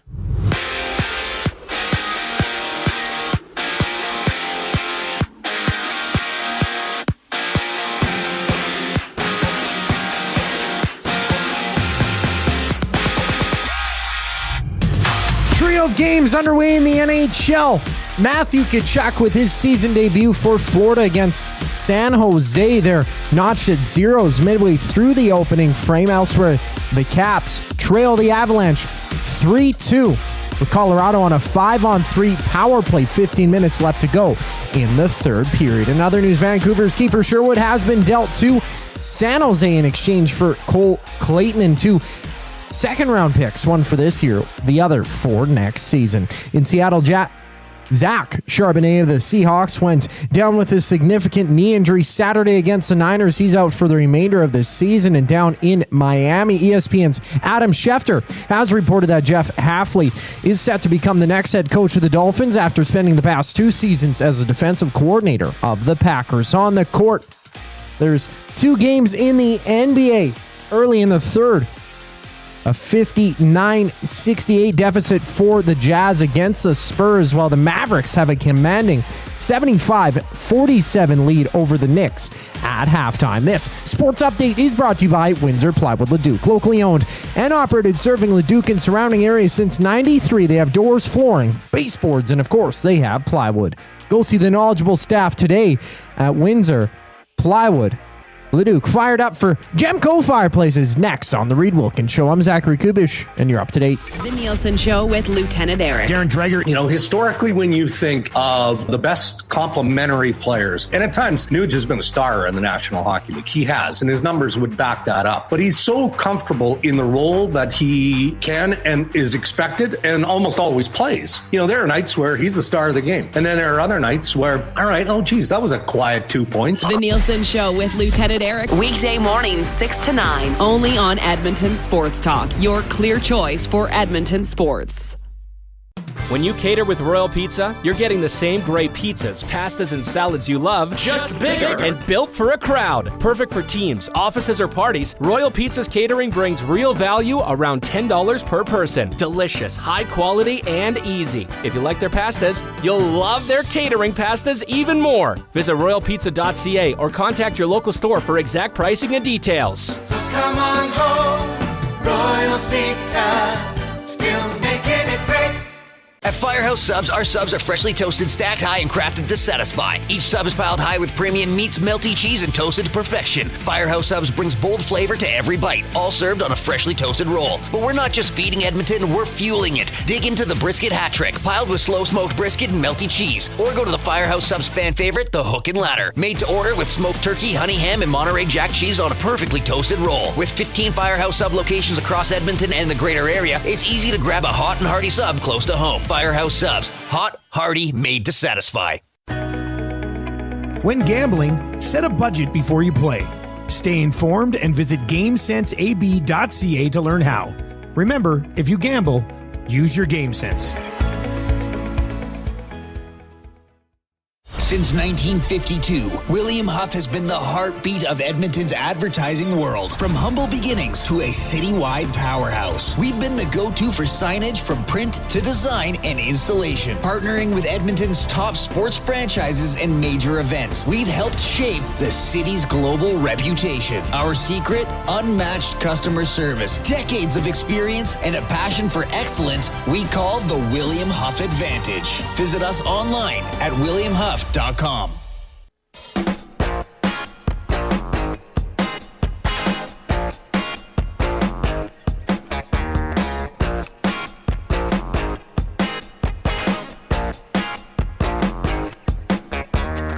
Special, memorable,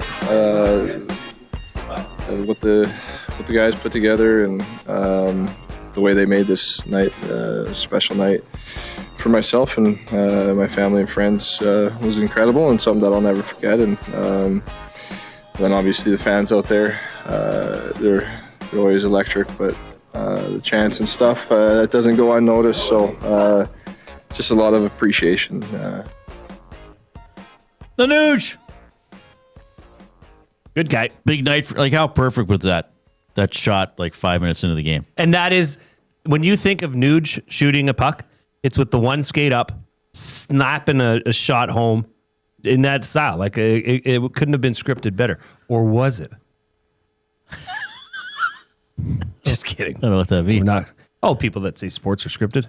Oh, God. Yeah, I know. Yeah. Conspiracies everywhere. Mm-hmm. Yeah, nice night for the Nuge. Ceremony before the game. Goes out there and scores. The Oilers get the win, so pretty good for him. Let's get fired up here for more than just the Nuge. Everybody was fired up for the Nuge. Fired up for Gemco Fireplaces, proudly serving Edmonton and area for 45 years. The authorized dealer for Napoleon Fireplaces. Whether it's gas or wood burning, look no further than Canadian-made Napoleon Fireplaces. All the Napoleon products you need are available at Gemco, 9281 50th Street.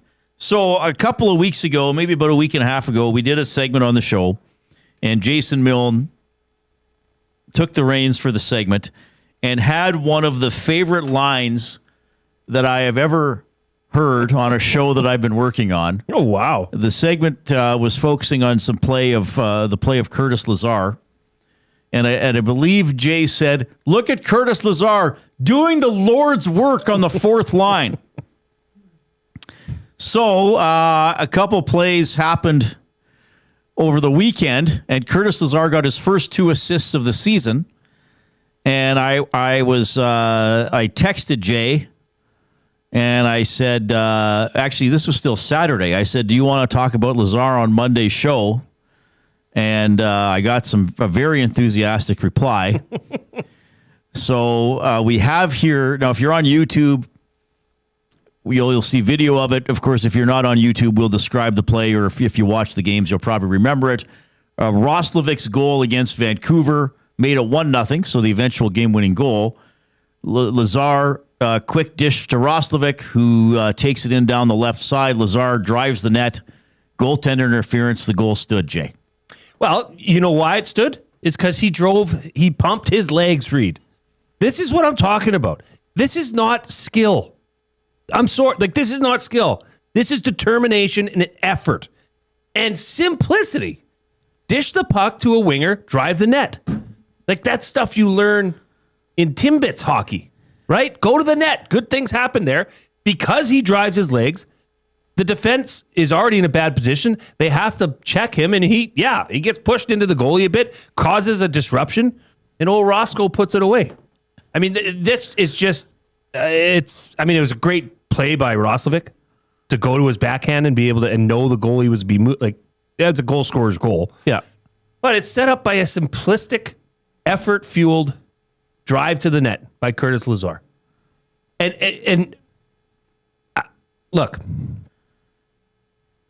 Adam Henrique going on IR, Reid, and opening the door. I mean, hey, when Noah Philp was claimed off waivers, that was, wow. But if Noah Philp was on this line or in this lineup, there'd still be the questions and the jumbling and the moving around on that fourth line. Do you not think they've found the centerpiece for this fourth line line moving forward. Now, okay, I understand Curtis Lazar has been a healthy scratch for most of his career. But in a fourth line role, when he's playing 7, 8, 9, or 8, 9, 10 minutes a night, can he not go every night for you and be the hardest working bugger on the team? With that kind of play, how can you take him out? I mean, Henrique's on IR. Philp was lost to waivers. Mm-hmm. Did you see Trent Frederick? Did you notice Trent Frederick over these past two games? A little bit. Exactly. That's more than no. Okay? That is infectious. That style of play breeds, success for that line. He's making $775,000 a year, Reid. He is the lowest paid forward on the Edmonton Oilers. Right. That's a deal. That's a deal of the century. If he can be the cog in the wheel that moves that fourth line. So in the month of January, so here's what Lazar has played his ice time in each game in January. 844, 651, 645, 705, 846, 1001, and 931. Mm-hmm. And he would tell you that he understands that. He has a goal and 2 assists in the 7 games he's played in January. Here's his face-off percentage in each game. 55.6, 33.3, 60, 80, 75, 50, and 63.6. Now, in a couple of those games, he only took 4 or 5 face-offs. Yesterday, he took 11 and went 63.6%. So he should be out there taking face-offs. Yeah. And we're going to, so if you're on YouTube, again, you'll see it. If not, we'll describe it. This is the play he made last night on the Mangiapane goal. So I'll just give the breakdown, Jay. Basically, he's against 2 Blues in the corner, keeps the puck alive, did get a bit of a bounce, found the puck, worked it out to the face-off dot, took a look to the slot, and then thought, I just got time to put this on net, and Mangi's going to the front of the net, and it's basically a pass off the pillows, and Mangiapane has the open net for the rebound. This is a forecheck. For those of you wondering what it looks like, this is a determined forecheck. I mean, I can't say, and the wherewithal, Reid, for your fourth line center to button hook and go offense now. That is attractive. That is something you'd like to see. He button hooks. Now, I still might think, hey, is that a shot pass? Is that like hockey IQ through the roof? Because he knows that he's got Mangiapane going to the other side, puts it on net, forces a kick save right on the stick to Mangiapane. I mean, you just for bang for your buck, Reid. You know, I get Connor McDavid, Leon Draisaitl, like the big guns, all those guys, sure. But bottom line, bang for your buck for what you're paying Curtis Lazar and what he's doing and turning into, given the opportunity. It's fantastic. It's nice to see. But I'm sorry, that's just, once again, effort, determination, making the most of your 7, 8, 9 minutes that you get a night. Yeah. Well, and that's the thing, and I'll bring this up again. This is why I always push back when people say, well, what's a guy supposed to do if he doesn't play a lot? Now, I get it. Some players are in certain roles and you know, maybe need to play with more offensive players to really shine. But again, having said that, you know, he's got assists in back-to-back games. Yes, he only has 5 points in 27 games.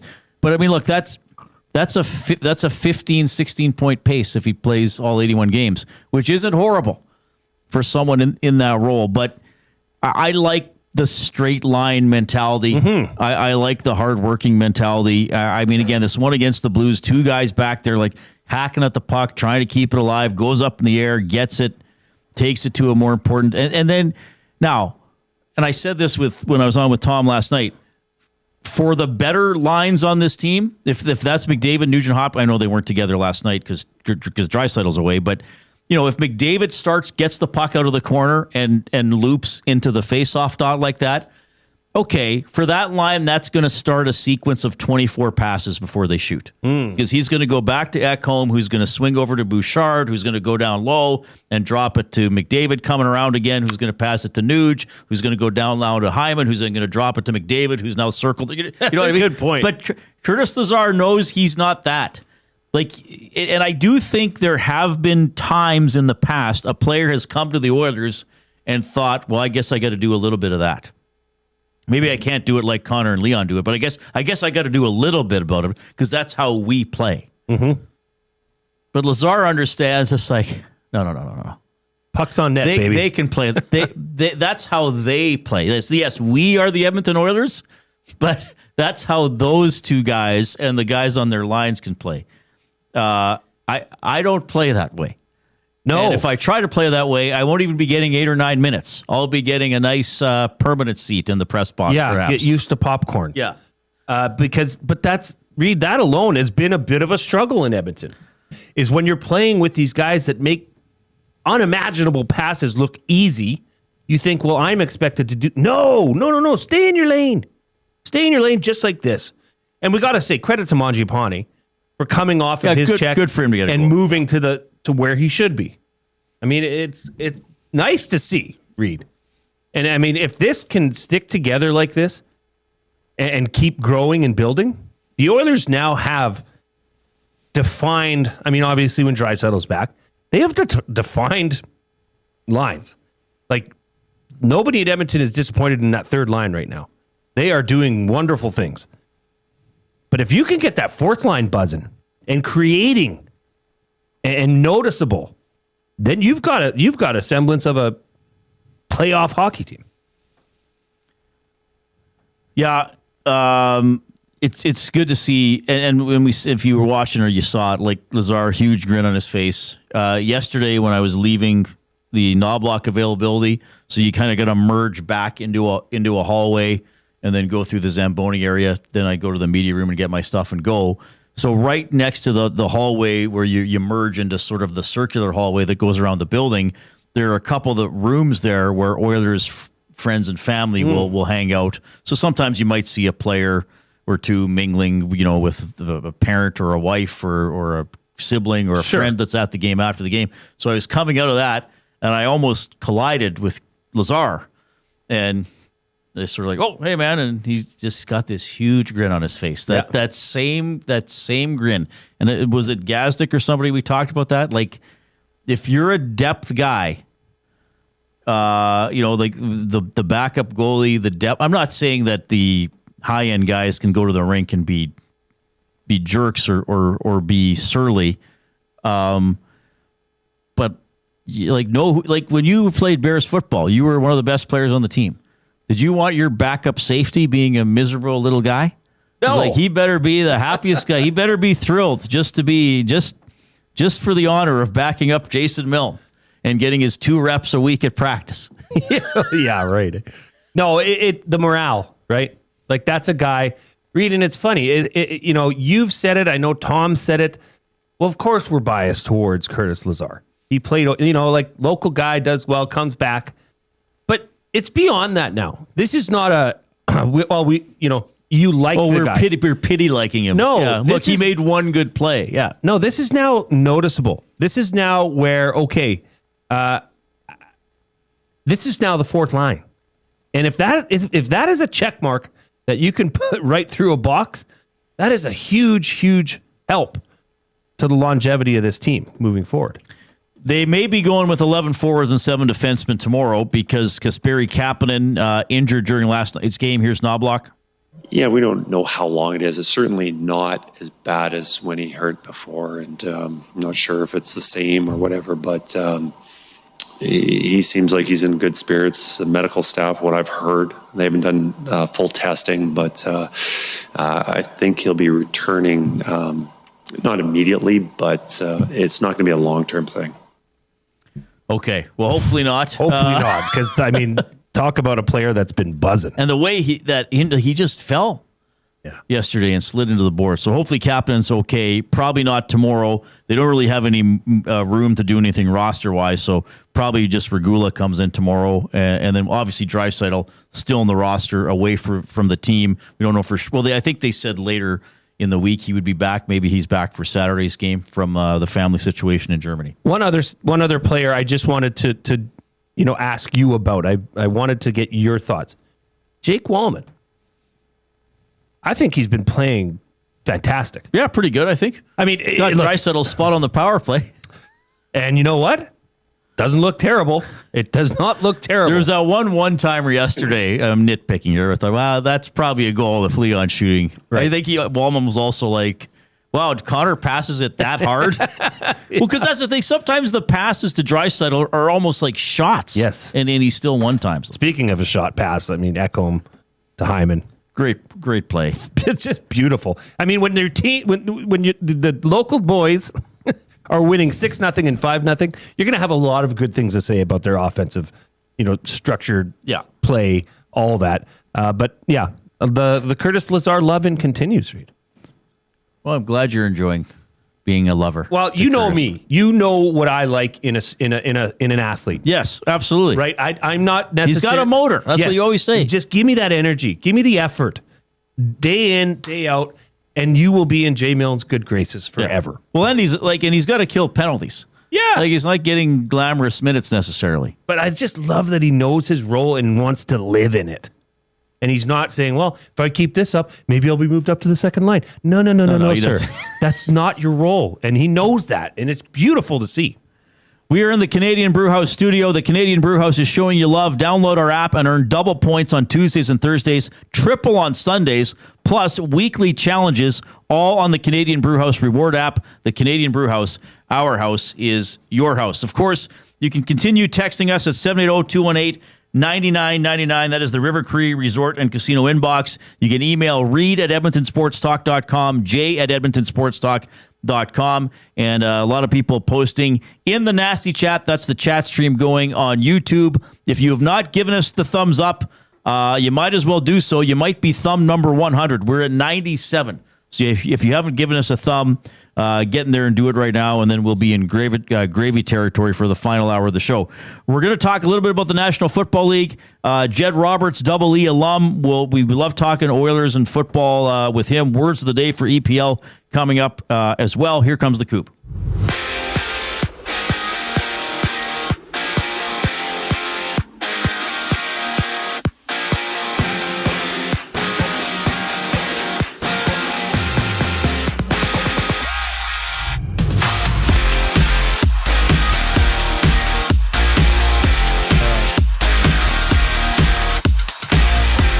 In the NHL, we have 3 games underway. Washington and Colorado with under 10 to go in regulation. Avs up 3-2. And after 40 minutes, the Penguins lead the Kraken by 1 with Brett Kulak scoring his first of the season to give Pittsburgh the lead. Elsewhere, Kiefer Sherwood has been traded to San Jose from Vancouver in exchange for Cole Clayton and 2 second rounders. NFL news, the Dolphins are hiring Jeff Hafley as their head coach, according to ESPN's Adam Schefter. We also see Zach Charbonnet of the Seahawks out for the remainder of the season. He left the first half of Saturday's game against the Niners with a significant knee injury. Adam Schefter reporting that Charbonnet tore his ACL. A pair of games live over in the NBA right now. 86-61 lead for the Mavericks over the Knicks. About 6 minutes left to go in the third quarter and nearing the end of the third. It's the Jazz up down 78-89 to the Spurs. This sports update is brought to you by Advantage Sports Medicine. Connor McDavid's got a team of specialists, and you've got a bag of frozen peas. Get the same locker room approach that's trusted by the best in the game. Call them at 780-460-9977 or visit their website at advantagesportmed.ca to book an appointment today. More with Reid and Jay after the break. I'm Zachary Kubish, keeping you up to date. The EST Hangout. May hasn't played well at all in this playoffs. No, but he has not played. Well, 2 games. Two games. And who's the other game that they beat? He's turned the ball over. He hasn't looked great. No, Justin Herbert. And yet, because his defense is so good, we spend a lot of time talking about the offensive stars. But Christian Gonzalez, to me, is a guy you build a franchise around as a secondary player. The EST Hangout, presented by Sentinel Storage. Weekday mornings 9 to 11, only on Edmonton Sports Talk. Your clear choice for Edmonton sports. Sentinel Storage presents Team Canada Ice Dancers, Piper Gillis and Paul Poirier on Support from Home. We're celebrating all the people at home, the people that have supported us. We know our community is going to be cheering for us, and we know the country is going to be cheering for us. Thank you, Canada. Sentinel Storage, official storage partner of Team Canada. Hey Edmonton, did you know a local Play Alberta winner scored over $430,000 on Desert Fantasy? Think about the rec room you could build with that kind of cash. From major casino winners every hour to jackpots worth millions and hundreds of popular games to money that stays in the province, there has never been a better time to sign up for Play Alberta. Download the app today to get started with casino, sports, and lottery, all in one app. Must be 18 plus to play. When you gamble, use your game sense.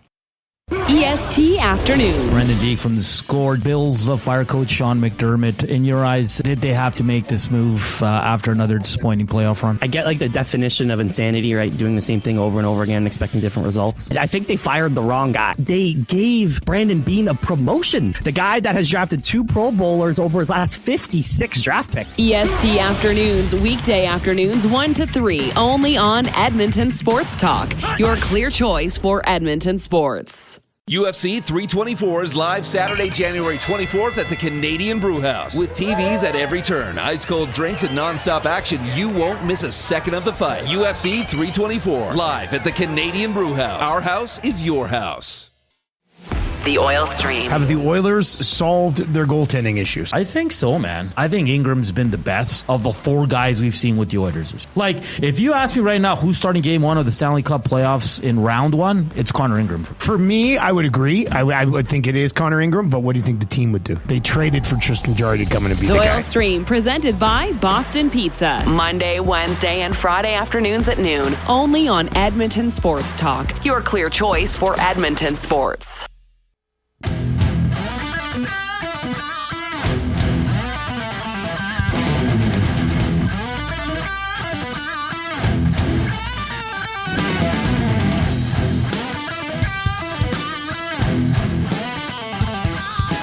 So just to revisit our off-topic topic for William Huff, we had some submissions coming in earlier, but just to recap that, or if you've joined us since the first part of the show, the off-topic topic for William Huff: do you have any sports-related tattoos?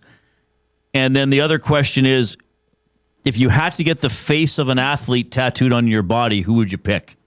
Mike, the Michigan fan. No surprise here. I would get the iconic Charles Woodson with the rose in his mouth picture tattoo. Oh, wow. The year he won the Heisman and Michigan won the national championship. That's a good one. And a couple people said this, so I just gotta get it out here.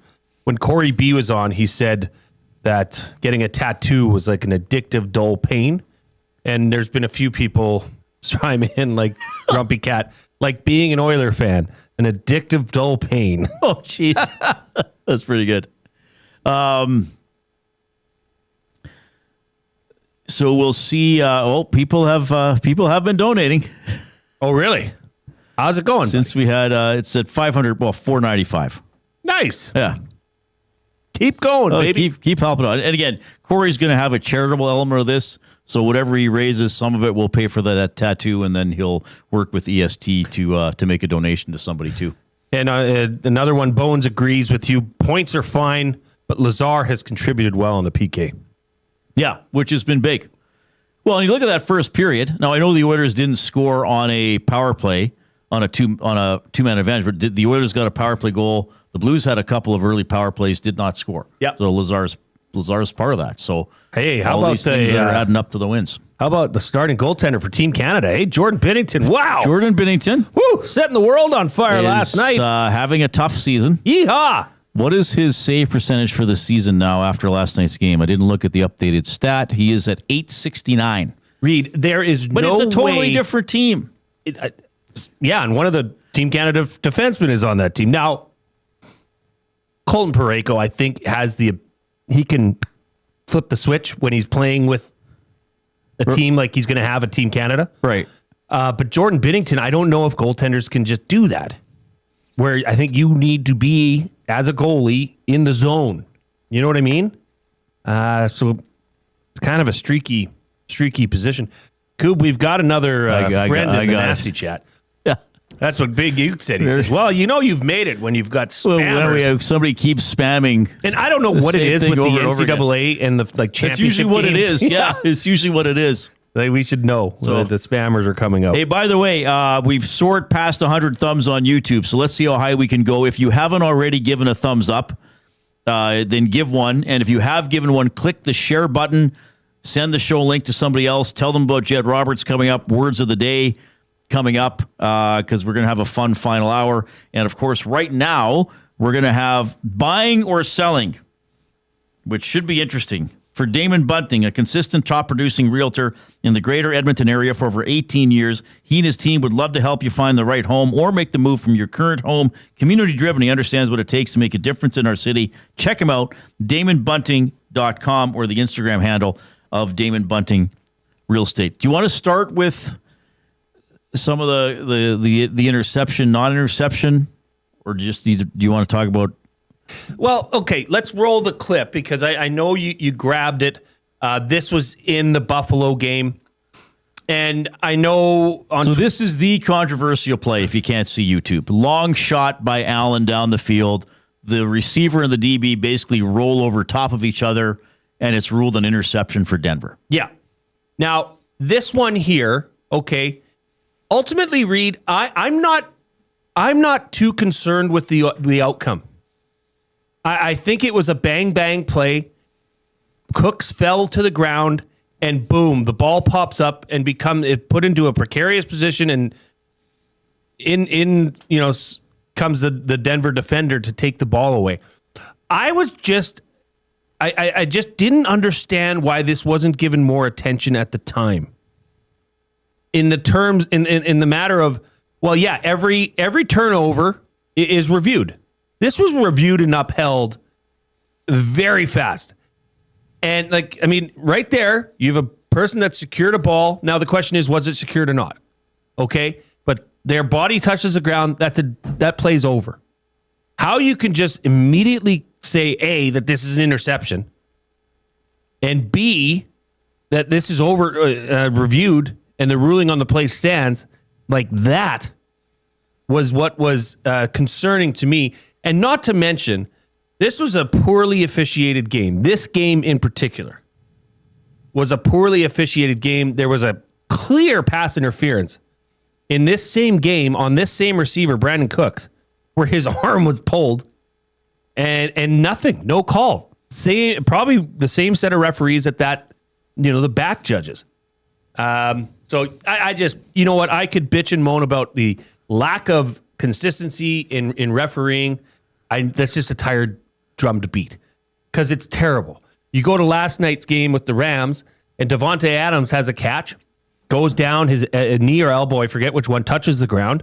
Then the ball's taken out from him. They review it and say, no, down by contact with the ball in possession. This is not a turnover. I find those not exactly similar, but pretty close. I don't think they are exactly similar. That was this long interception here is a strange play. Like at full speed, it looks like it's Denver's ball. At slower down speed, it's like, well, does Cooks have it? Is he already down? Is it a tie that should go to the offensive team? I agree the missed pass interference on the Bills because he got his arm tugged. And they win the game. And then in overtime, the Broncos benefited from the penalty where their receiver got his arm tugged, which should have been called. Yeah. So stuff like that happens. That's just a weird play on the long pass. I was watching some stuff earlier today. I can't remember what panel he's on, but Rex Ryan, the former coach, is on a panel, and he thought this should have been Buffalo football. Yeah. But he also said, why is Cooks... He goes, he can't lie on the ground like that. Yes. He's got to get up and pull at the ball or signal a first down or do something. No, he did a very poor sell job. You're right. Now, and maybe he was shaken up or winded or something. Unfortunately, that's part of it. You'd think it would just come down to, but the other thing is credit to the Denver guy. Behind? The other thing is credit to the Denver player. Mm-hmm. Like, hey, make the ref make a call. Don't give up on the play. Now let's call a spade a spade. Buying or selling, Josh Allen stinks when it matters most. Well, he didn't have a good game. Now, I didn't get to see a ton of this game, unfortunately, but I know the turnover stat. And was it late in the first half he ran and fumbled? There was under 10 seconds left. Just get down. Get out of the half. And Denver gets a free 3 points out of that. Right. I mean, for this game, Denver... I'll tell you one thing. I know Denver's in a world of hurt right now, but I want to know from Jed Roberts when he comes on later, if Josh Allen plays half as well as he's capable of and limits his turnovers to half of what they were, this isn't even close. And now, you get these things, but you get these calls that should have been, would have been, could have been, who knows? But McDermott's been fired out of Buffalo. If Buffalo's in the AFC final, well, guess what? He's still the head coach right now. Yeah, exactly. So these have ramifications. But is this, again, one of the things we talk about with building a team? And when we talk about even the Oilers, are they too top-heavy? With Buffalo, was too much just around how does Josh Allen play? Well, whereas, again, the Seahawks... Well, Darnold is having a good season. I think he's proven he's a good quarterback. I know he still has to, now he's got to do the whole beat LA thing again. But if you look at how the Seahawks played and have played, like it's every area of the game. Yes, by committee. And probably the best special teams in the NFL. So is the criticism for Buffalo directed at the coach? Is it directed at Josh Allen? Or is it directed at, well, you had a team that basically lived or died by how well Josh Allen played or didn't play? You understand what I'm asking? Yeah. And here's who the finger should be pointed at. Their general manager, Brandon Beane, who hired McDermott, who's now they're staying with, or he's staying there. Build a better roster. Like, who's Josh Allen? Like, Josh Allen's deadliest target or best target is Dawson Knox or Khalil Shakir. I mean, it's like the Elks. It's not a clear-cut, defined, game-breaking receiver. Right. And with a quarterback like Josh Allen, you should have that. Speaking of quarterbacks. Uh-oh. Why was C.J. Stroud allowed to put his helmet on and play in the second half? No, again, unfortunately, I had a bit of a weird weekend. I didn't get to sit and watch as much as the Seahawks game. A lot of that with the other games, it was bits and pieces. Well, and then Bears-Rams was on while I was at hockey. It was painful. Oh, my gosh. But yeah, he turned it over a few times, didn't he? He was terrible, Reid. He couldn't even throw a 5-yard out. He threw it, 4 feet behind his receiver. It's just his feet weren't set. He was lazy in his throwing action. I mean, I don't know. I would not have started CJ Stroud in the second half. That was a tough look. That was a tough look, but you actually would have pulled him? Yes. Absolutely. Davis Mills time, baby. So do you think the Broncos have a chance? Yes, because their defense. And you saw it with Houston's defense. They forced Drake May into some tough situations. They forced turnovers. And I'm pretty sure the rush for the Denver Broncos is as good, if not better, than Houston's. So they're going to cause headaches. Who's the Denver running back that is just coming back? He was out with injuries. I can't remember his name. Anyway, J.K. Dobbins. Okay. Looks like his old Dobby. Old J.K. Rowling Dobbins is back practicing this week, or is expected to practice, so that's going to make a big difference. But that's just such a tough loss to lose. Because, what do you do now? Poor Stidham. But Sean Payton, by all accounts, loves the guy. So, who knows? Maybe he knows much more. Well, and there's always diamonds in the rough at the quarterback position in the NFL, right? I mean, teams have one. Jeff Hostetler. Yeah, sure. Was it Wentz in for Foles or Foles in for Wentz with Philadelphia? I can't even remember. Foles in for Wentz.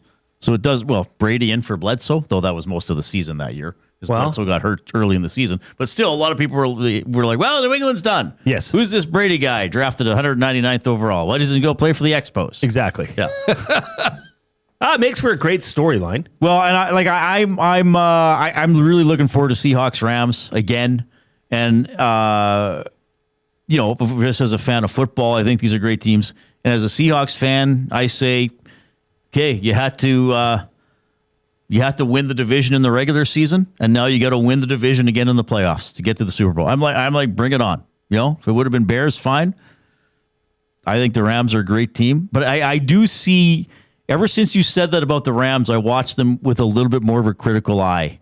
They do have a little bit of that tendency to shoot themselves in the foot. Mm-hmm. And Seattle, so far, has been good at that.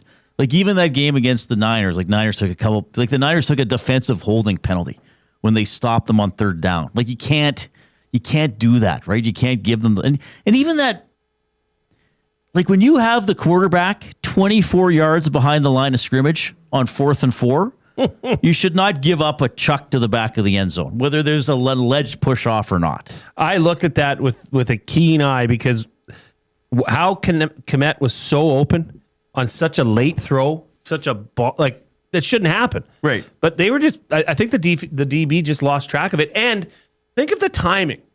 These cornerbacks and the secondary is structured around time. Mm-hmm. Like 1,000, 2, the ball's gone. Right. This was 6 Mississippi's later. I mean, credit to Caleb Williams for making an incredible throw. But I think they just thought the play was probably over. Did you see Jared Verse? He's the linebacker for the Rams. He's number 8. Yeah, he's good. They got, Caleb Williams ran 20-some yards behind the line of scrimmage, and when he threw the ball, he stood there like this, as if he'd accomplished something. Like the ball's going out of bounds or something. You can see his eyes drift up to the scoreboard, and he's like, right? Like, oh man, what a game. Yeah. Entertaining stuff as it usually is in the NFL playoffs. You can text us 780-218-9999, the afternoon inbox, presented by River Cree Resort and Casino. Check out the River Cree mobile app, free to download, get exclusive offers and promotions, get show tickets, make reservations for hotel rooms and restaurants. It's safe, secure, and easy to use. And of course, don't forget about their website, rivercreeresort.com. Jed Roberts coming up in about 15 minutes. Here's the 5 o'clock break. 2 guys and a goalie. In less than 5 years, Matt Schaefer will be the best D-man in the league. Ooh, less than 5? Yeah. I got to fire it. Fire it. Yeah, he's, I think Makar will still be up there. And yeah. he'll be close, though. He'll definitely be in the top conversation. tier, but to dethrone the likes of Makar, it's 2 guys and a goalie, presented by GS Construction. Tuesday and Thursday afternoons at noon, only on Edmonton Sports Talk, your clear choice for Edmonton sports. Looking for quality building materials and friendly advice? Visit us at Windsor Plywood Leduc, family owned and locally run since 1993. From interior materials for doors, flooring, baseboards, and all the finishing touches to all you need for your outdoor projects like cedar lumber for decks and fences, plus all the plywood you'd need. Our full-time on-staff carpenter can help with anything odd-sized or custom, and from domestic hardwoods to exotic selections, we've got you covered. And if we don't have it, we'll track it down for you. Windsor Plywood Leduc. We're the experts you need to know. Time for a new career in 2026? Or maybe your kid is still pondering their path. Good news! Weiss Johnson is hiring. It's Dennis, and not only are we hiring for heating and air conditioning, we're also looking for experienced plumbers and gas fitters. With the growth in residential development, there's no shortage of opportunities at Weiss Johnson. Choose your path with us. Learn from one of the industry leaders, and we will grow together. Receive great benefits and school reimbursement as well. Visit weiss-johnson.com today. Sentinel Storage presents Team Canada Ice Dancers, Piper Gillis and Paul Poirier on Support from Home. We're celebrating all the people at home, the people that have supported us. We know our community is going to be cheering for us, and we know the country is going to be cheering for us. Thank you, Canada. Sentinel Storage, official storage partner of Team Canada.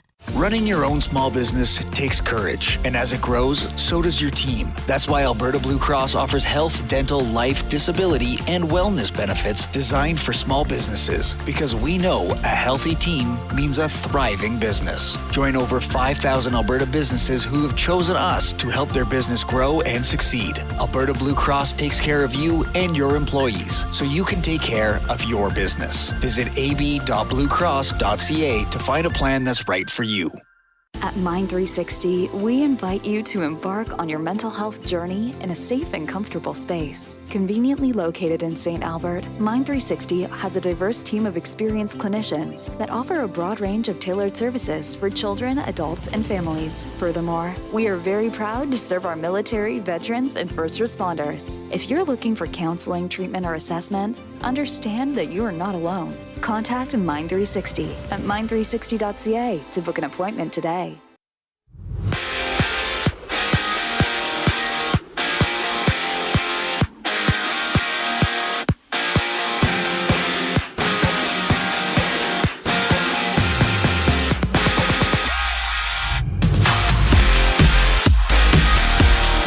Pair of games live in the NHL. The Penguins doubling up the Kraken 4-2.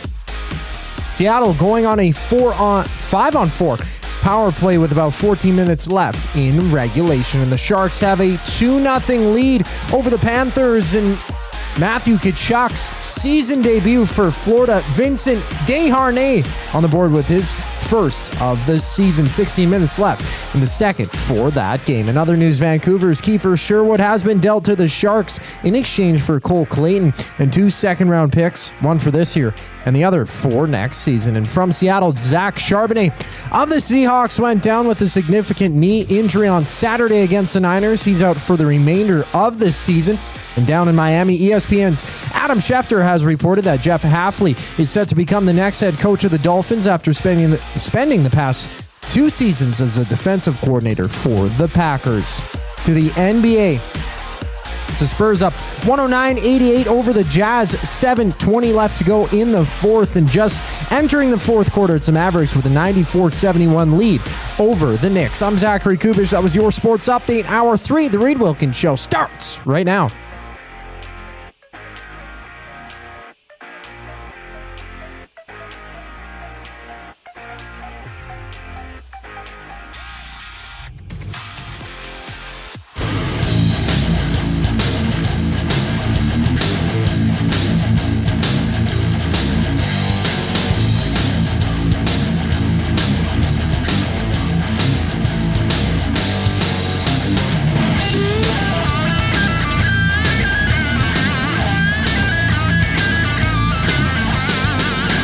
All right, thanks for tuning in this afternoon. We're in the Canadian Brewhouse studio. Edmonton Sports Talk, your clear choice for Edmonton sports. He's Jason Milne. I'm Reid Wilkins. Zachary Kubish is at the technical desk. Kubold lad, how are you doing? Doing swell. It's a good Monday today. I'm sorry we're so old and annoying with all the 2016 stuff. You guys aren't old or annoying. Me. Well, I could argue that. You guys are pretty nice to me, actually. It's a perspective. Are you old? you see Vinny Desharnais welcoming Matthew Tkachuk back into action? Oh, you hate to see it. Open ice body check there. And now the audio's coming on. Quiet! Well, Vinny Desharnais scored his first of the season moments ago. Is that his second career goal? Has he scored since the Heritage Classic? Because that was the only goal he scored with the Oilers, remember? Yep. It was that bouncer that they thought Kane might have tipped. Vinny Desharnais.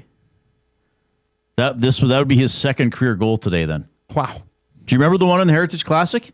I do not. So he flipped it from the line, and it was a diving wrist shot, and it bounced right near Kane's stick, and then it popped up right under the crossbar, and Kane kind of celebrated it, and they gave it to Kane, and then I guess they said he didn't touch it.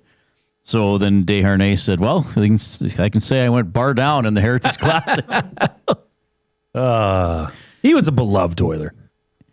Well, like underdog story, right? Yeah. Just to be in the NHL, because what was he, a 7th round pick? And I've got a limerick here from Les Sweet. Now, Les, as I'm sure you know, lines 3 and 4 need some work.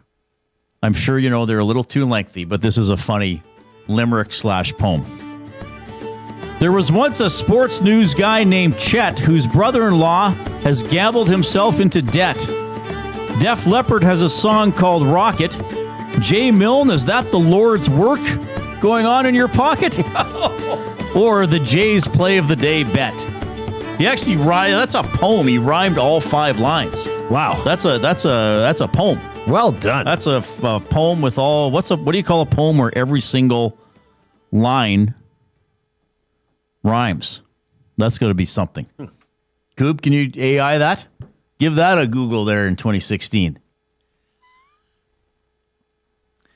All right, 780-218-9999, River Crib Resort and Casino inbox. Jed Roberts coming up in about 7 or 8 minutes. It'll be good to catch up with him. We have him on every week or two. The off-topic topic, sort of getting a second, because we bring it up early and then we try to revisit it later, so we hit a kind of a second wave of the audience, and this wave is jumping on it. So do you have any sports-related tattoos? And then also, whose athlete's face would you get tattooed on your body if you had to? This comes in from Steb. I don't have a sports tattoo yet, but if I had to get a face, it would be Kobe Bryant.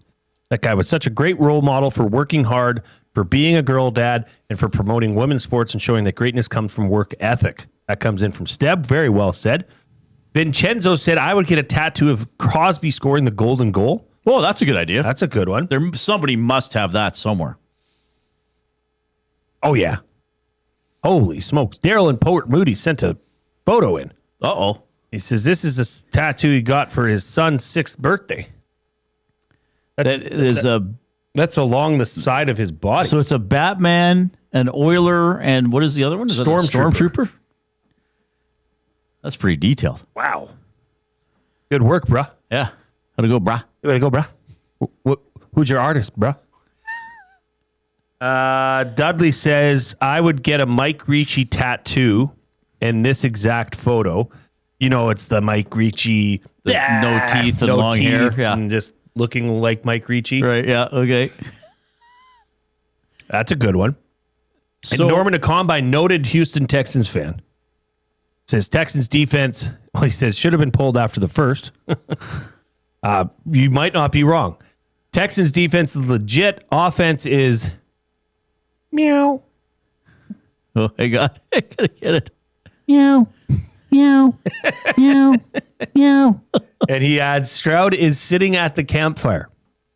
You know, that's your analogy. Well, campfire defense. Yeah. Yes, he's playing campfire offense. He's just sitting there. That's also pretty bad. He's probably passed out at the campfire. If you're playing campfire offense. Yeah. Not good. So I was running, I don't remember what year this was. Probably 10, 12 years ago. I was running the Canada Day 15K. I used to do this race every year. So you start by the ledge, the south side of the ledge, and you go down. I didn't know the name of it until I started running. It's called Fort Wayne Drive. So it's the hill that it goes down to the Royal Glenora, or the Royal Glenora is at the base of the hill. Yeah. So you come out on River Valley Road to the east would be, you go under the LRT bridge and under the high level. West, you go towards the Grote Bridge. Yeah. So the 15K was you went down, you go west along River Valley Road, you get onto the Grote Bridge, did a loop around Horlick Park, up Emily Murphy, through the Windsor neighborhood there, or Windsor Park neighborhood by the university, kind of, and then you came down the hill. You didn't go through Horlick again on the way back. You did the bridge and came back. So I was running the 15K. So I'm on the Grote Bridge going outbound. So not very long into it, maybe 2.5K. Mm-hmm. And this guy like blows by me. And it's one of those where you're almost, because, after a while, everybody, you kind of settle in and you kind of find where you're going to be in the race. Sure. So there reaches a point where if someone passes you, it's, they're gradually passing you. Either they still got a little more than you do or whatever. So it's kind of unusual that deep in the race to have somebody like storm past you. It's like, well, what, you didn't turn it on till you got 2K in? What's going on? Right. So this person storms past me, and I kind of caught a glimpse of them. They went past, and I thought, do I know that person's face? But you know how, like, it just pops into your head. Sure. And then he passes me, and then he's kind of in front of me, and I can see on one of his calves, he has a rather large tattoo of a gold medal and the Olympic rings, and I think a curling rock. Oh. It was Mark Kennedy. Really? So I can't remember how well I knew Mark at that time, but at one point we talked about it, and he I don't know how much he still runs, but as you know, like, he's in incredible shape. Yeah. And because I thought, okay, like, if you get that tattoo, you better have actually won the medal. Like, oh my gosh, yes. Like, you can't get the Olympic rings. No, exactly. Like, don't do that. Like, don't do that. Like, Don't be that guy. Crosby celebrating the goal, sure. That's different. But so yeah, he got the tattoo at some point, and then I was like, why were you like? And he why did you like? Were you going so fast? Like, and he goes, I got to the start line late. Oh. So I started late. So eventually he probably found the group of runners that he belonged with, right? But that's why he was blowing by all the people sort of in my class early on, because he got to the start line late and then was just running his normal race. Jeez. So that's the closest I have to a tattoo story involving sports. Hardo. But yeah, it's like you said, if you won a major title. If I won a Vanier Cup, I would have got a logo of Gooba. Oh, nice. Yeah. That'd be fun just to have a logo of Gooba. Maybe that's the face I'd get. Just Gooba. Daryl in Port Moody with the nice art of his son on the side of his body. Yep. Says, my buddy Dave was the artist at Sacred Heart Tattoo in Vancouver. Let's all go get a new tattoo. Well, like, this is an interesting point or question. If I went and got a tattoo on my arm, like, noticeable at this age, Reid, we know each other quite well now. We don't know every detail about each other, but we know each other pretty well. Yeah. Would you wonder about me? Would you say, is everything okay, Jay? If I just now, all of a sudden, knowing me, the way you know me, went and got that's an interesting question. A dragon on my arm. Because getting a tattoo is it's a commitment. I think it's a pretty big decision. I do too. I know people who have several tattoos. Or I actually have some like really good friends who have been like, I got a tattoo, and I've been like, why? I just felt like one. I'm like, why would you get that? Like, that's the most meaningless. I just thought it was fun. Right. Okay. I guess for you, if you all of a sudden got a very noticeable tattoo on your arm, yeah. I don't know if I would think something was wrong, but I would be like, what made you want to do this? Like, you never talked about it. Like, what's this? Right. Like, if you decide to get your daughter's names or their birthdays tattooed subtly somewhere, I'd be like, okay, I get that. Maybe you and your wife would do something together like that. Mm-hmm. But if you got like an outrageously noticeable, almost obnoxious tattoo, yeah. And I have nothing like I look. There are a lot of people that love tattoos, so I'm not being critical. I'm just saying, Jay, like it is almost like a not a subculture, but like the people who are interested in tattoos can tend to be very interested in that. So I think with you, I'd be like, you've never expressed any interest in tattoos, and now you got the most outrageously noticeable tattoo you can think of. I might think, what's the motivation here, buddy? Like, what's going on? Well, yeah, like Smitty the Welder. He says, I have multiple sports tattoos, Oilers logo, the Stanley Cup with my kids' names on it, Gretzky, Yzerman, and card. I'd assume they're playing card with their heads being skulls. He says, being tattooed is amazing. Can't explain it, but it's incredible. Yeah, I just like that is an incredible amount of commitment. But yeah, is there a certain point in your life though where you're either into it or you're not? Well, like that's for you part at of age it. what, Yeah. 44? 44. Like maybe I'm past that. Right. And if I was into it, it would have been developed by now. Right. You know what I mean? It would have been I would have been on my 6th tattoo. Yeah. But you like that Van Halen song, Tattoo. Actually, Reid, if I do, it's one of the most underrated Van Halen songs. Actually, if I was tattoo guy, I think by now I would have had an EST tattoo. Yeah, probably. I would have done it. Yeah. Well, because this is such a life-changing, career-changing switch for me. Well, I've heard once you get one, it's like you get more from there. Yeah. You dip your toe in the water and then you're going to jump fully in and want to get more. You're still of the age. You can choose to become tattoo guy. I could. I think but it's you expensive. should. It's cool. I would do it. What's if a tattoo? it was free. Like you get a heart with like mom written in it, like an ode to your mom. Maybe not. But Yeah. Yeah. Sure. Yeah. Something like that. I'd pay upwards of.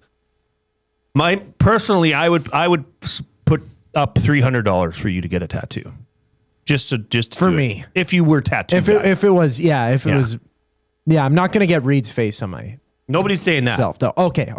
Good. But for $300, you'd get a smaller, like really small tattoo. I'm pretty sure. If you want a really high quality one, like you could get a cheaper one here and there, but they go upwards of like $1,000. Like Benny's little 17. Benny's little 17 is kind of, family, but at least thing. There's a story with it. He's got a 17 necklace. Like I love when you go to see someone is tattooed and you're like, oh, like what is this about? And it's like, well, actually, this is signifies my 4 kids on this side, and this means, it's an ode to my grandma and grand, stuff like that. There's stories behind it. Like, that's fascinating. Yeah, I'll get a 2016 tattoo. Yes, yeah, please do. Because you can show us every day. Of course, we are in the Canadian Brewhouse studio. Pizza Sunday is back at the Canadian Brewhouse after 4 p.m. Grab an 8-inch 2-topping pizza for just $9.99. Wash it down with $6.99 doubles and $1 off Bud Light tankards. Our buddy Jed Roberts coming up.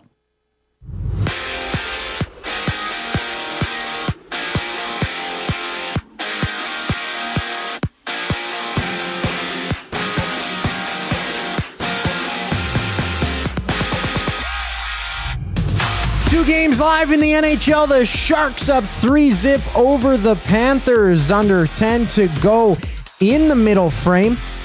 That's Matthew Tkachuk's first game of the season.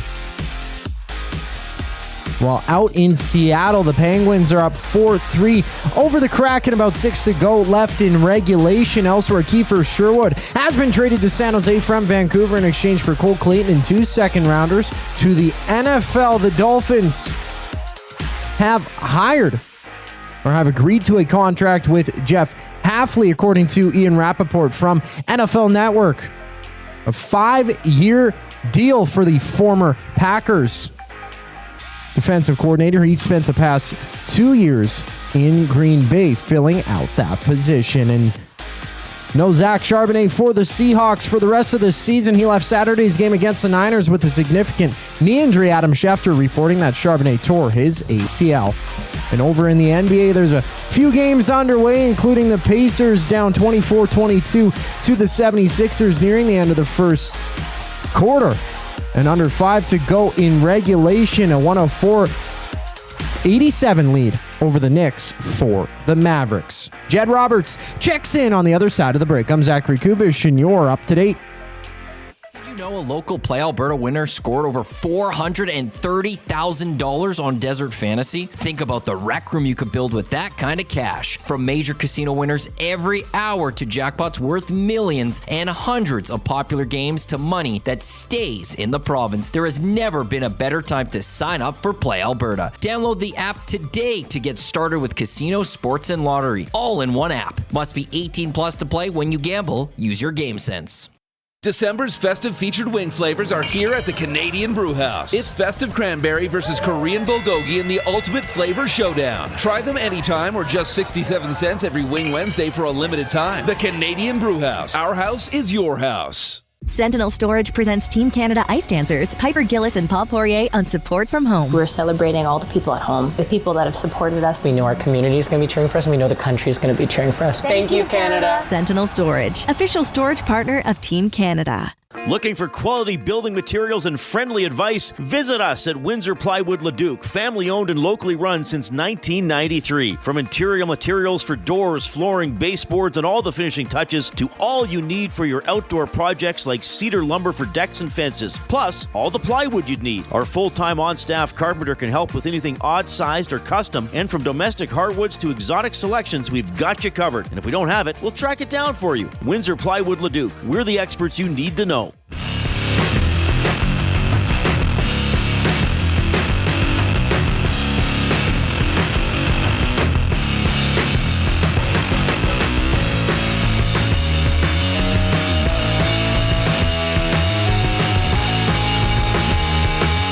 All right, thanks a lot for joining us today. Oilers game tomorrow. They will host the New Jersey Devils.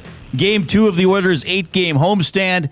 8 o'clock game. Bit of a late one. 7 o'clock here on EST for the GCL Diesel Oil Stream pregame show hosted by Tom Gazzola. We are going to go to the Oil Country Towing video hotline. Oil Country Towing, Edmonton's most trusted 24/7 roadside rescue team. Fast, safe, and reliable for over 15 years. Whether it's game day or a snowstorm, we work as hard as your favorite team to get you going. Call 780-986-6088 for all your towing needs.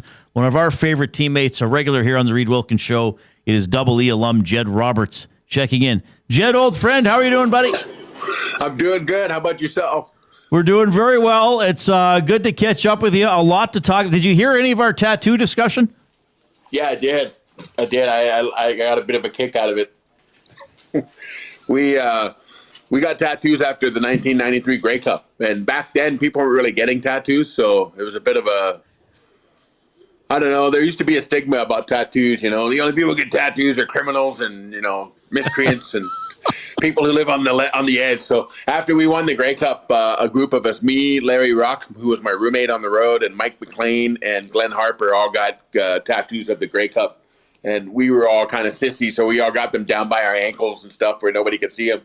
Although I will give Glenn Harper credit for getting like the biggest one. He got one that was about a good 12 to 18 inches big on his lower leg. So, yeah, we were doing it before anybody was really considering those kinds of lifestyle choices, I guess.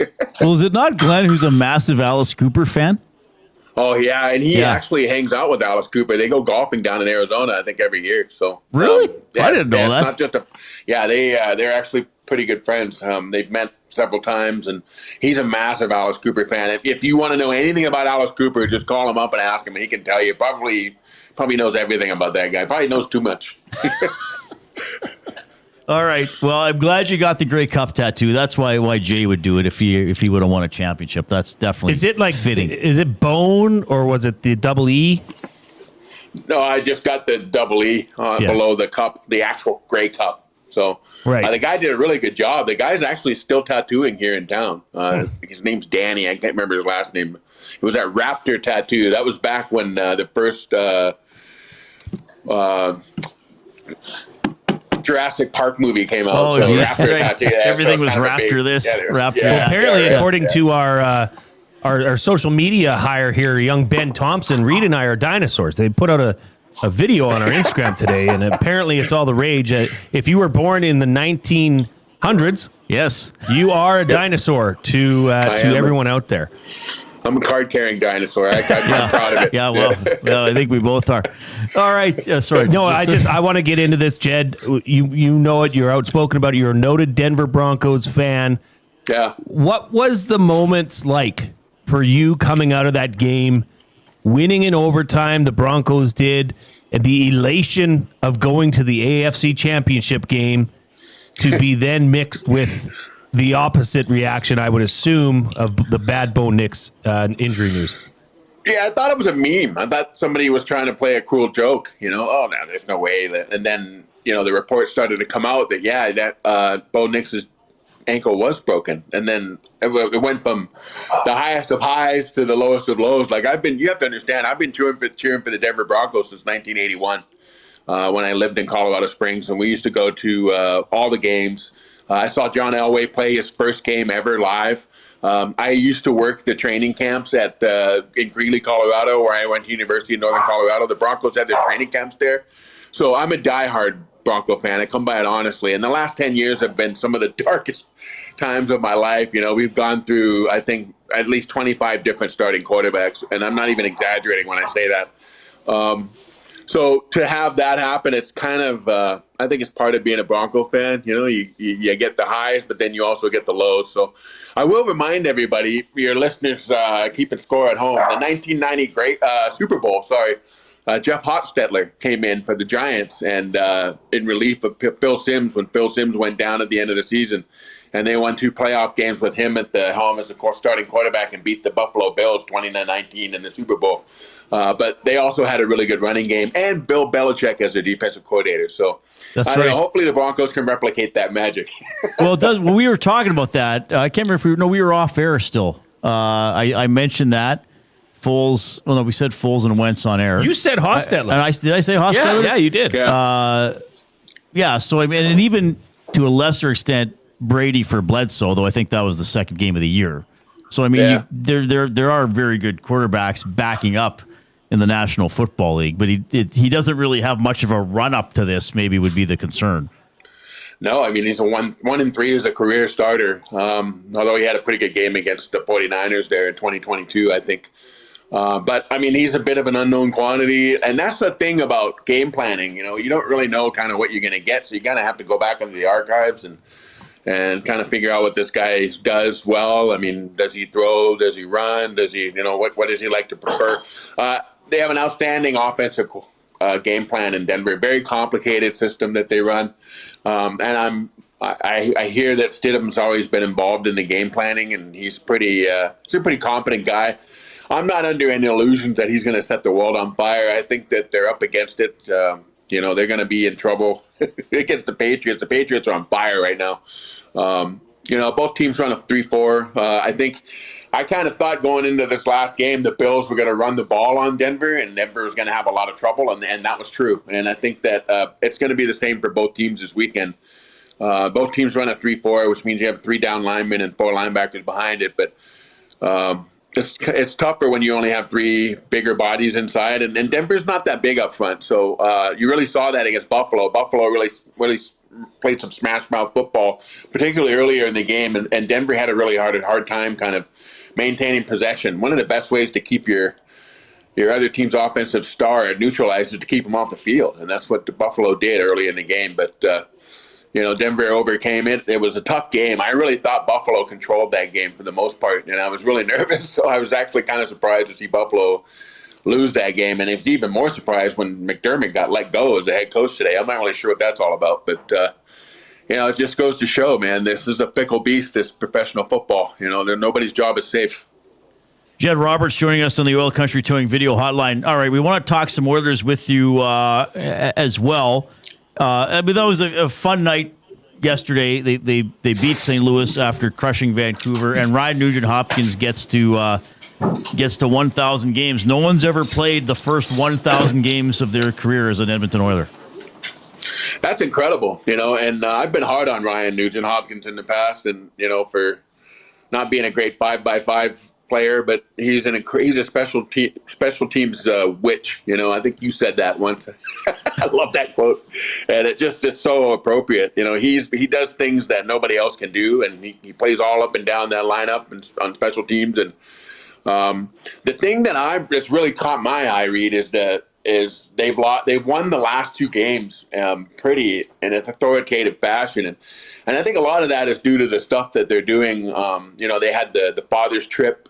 They had Leon left, and then they closed ranks, and they've really come together as a team right now. And with this last one was Ryan Nugent-Hopkins with the 1,000th game. They all wore his jersey and imitated his pregame routine. People don't understand like what kind of team chemistry that promotes. You know, when you're bonding and everybody's doing everything together, everybody's buying in. You know, and it doesn't seem like a big thing, but it's huge. You know, when you get guys coming together and the chemistry in the room is starting to like, those guys in the bottom six are really playing really well right now. I think they're. You're starting to see like Savoy, you're seeing guys like Lazar and, you know, even Mangiapane actually. Mangiapane had a pretty good game yesterday.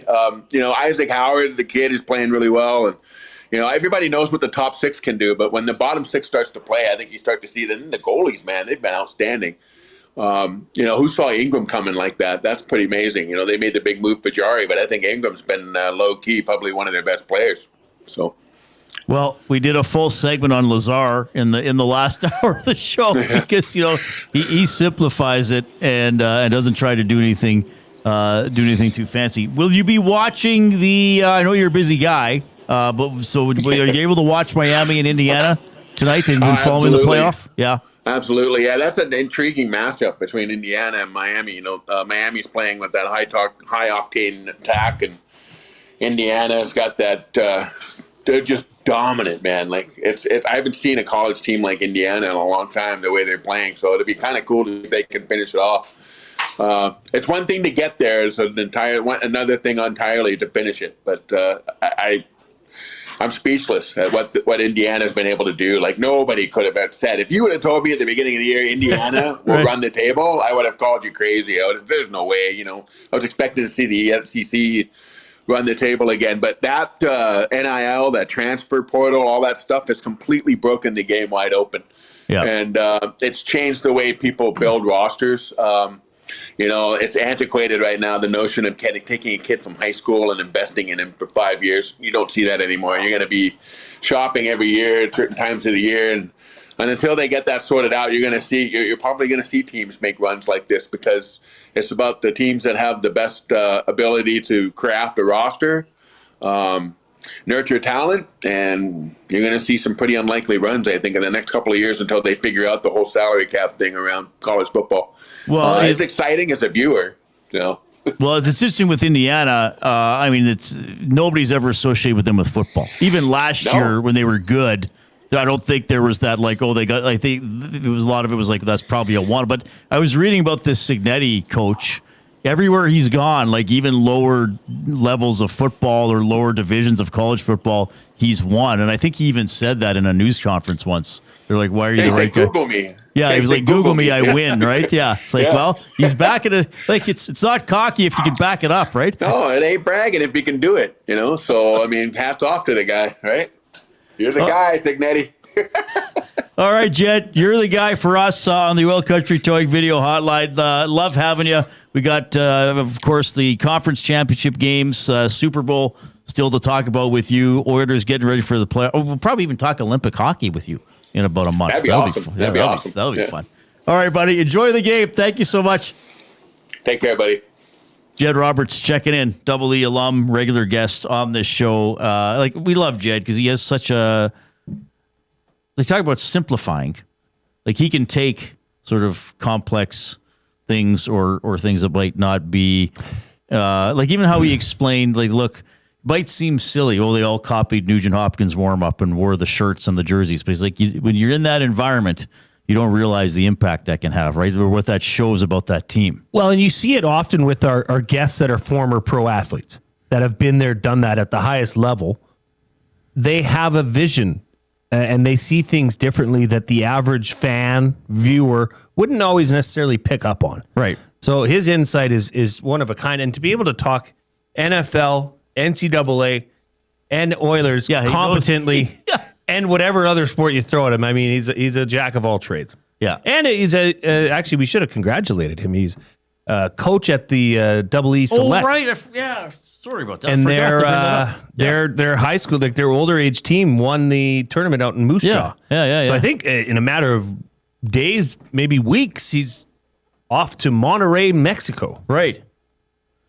Yeah, he's great. We love talking to Jed. This college football national championship game they're just going through the pregame ceremony, the national anthem. So they were showing this Mendoza quarterback for Indiana is from Miami. He's 2.2 miles away from the campus. That's where he grew up. He grew up there. Yes. Okay. I don't know. Like, is there going to be home field for this? I mean, this isn't their. No, they showed the. Is this their this isn't their regular stadium though? Miami? Yeah. That's a good question, Reid. Well, it used to be the Orange Bowl, so yeah, it would be. Oh, it is? Okay. Yeah, it would be. Mario Cristobal, head coach of the Miami Hurricanes, and Mendoza's dad played offensive line together in high school, if you can believe that. So there's so many connections here. But I looked at the crowd when they were doing the flyover kind of inside the stadium. It's 50-50. I mean, Indiana travels well. They've got half the stadium does Indiana. So it's going to be loud.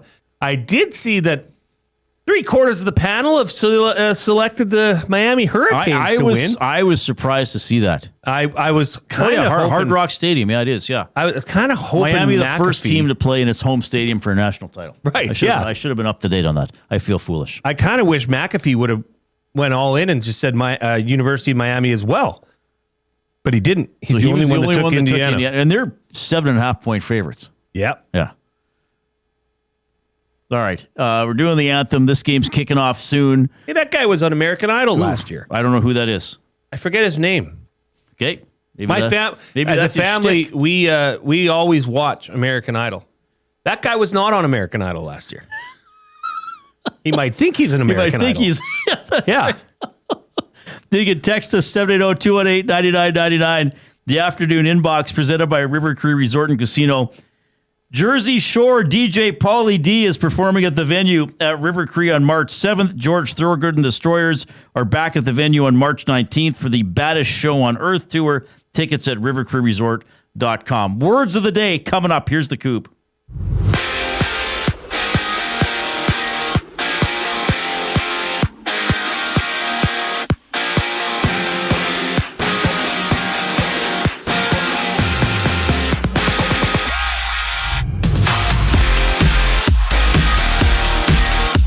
In Matthew Tkachuk's season debut for Florida, the Panthers trailed 3-0 to the Sharks at the end of the second. Earlier, the Sharks traded for Vancouver's Kiefer Sherwood, sending Cole Clayton and 2 second-round picks for the pending UFA. Momentarily, the Wild and Maple Leafs face off. No Matthew Nyes for the Leafs. In other news, NFL Network's Ian Rappaport has reported that the Dolphins have agreed to a 5-year contract with former Packers defensive coordinator Jeff Hafley to bring him in as their next head coach. And in Seattle, Zach Charbonnet of the Seahawks went down with a significant knee injury on Saturday against the Niners. He's done for the season. College ball, the Hurricanes and Hoosiers kick off in just a moment to battle for the national championship.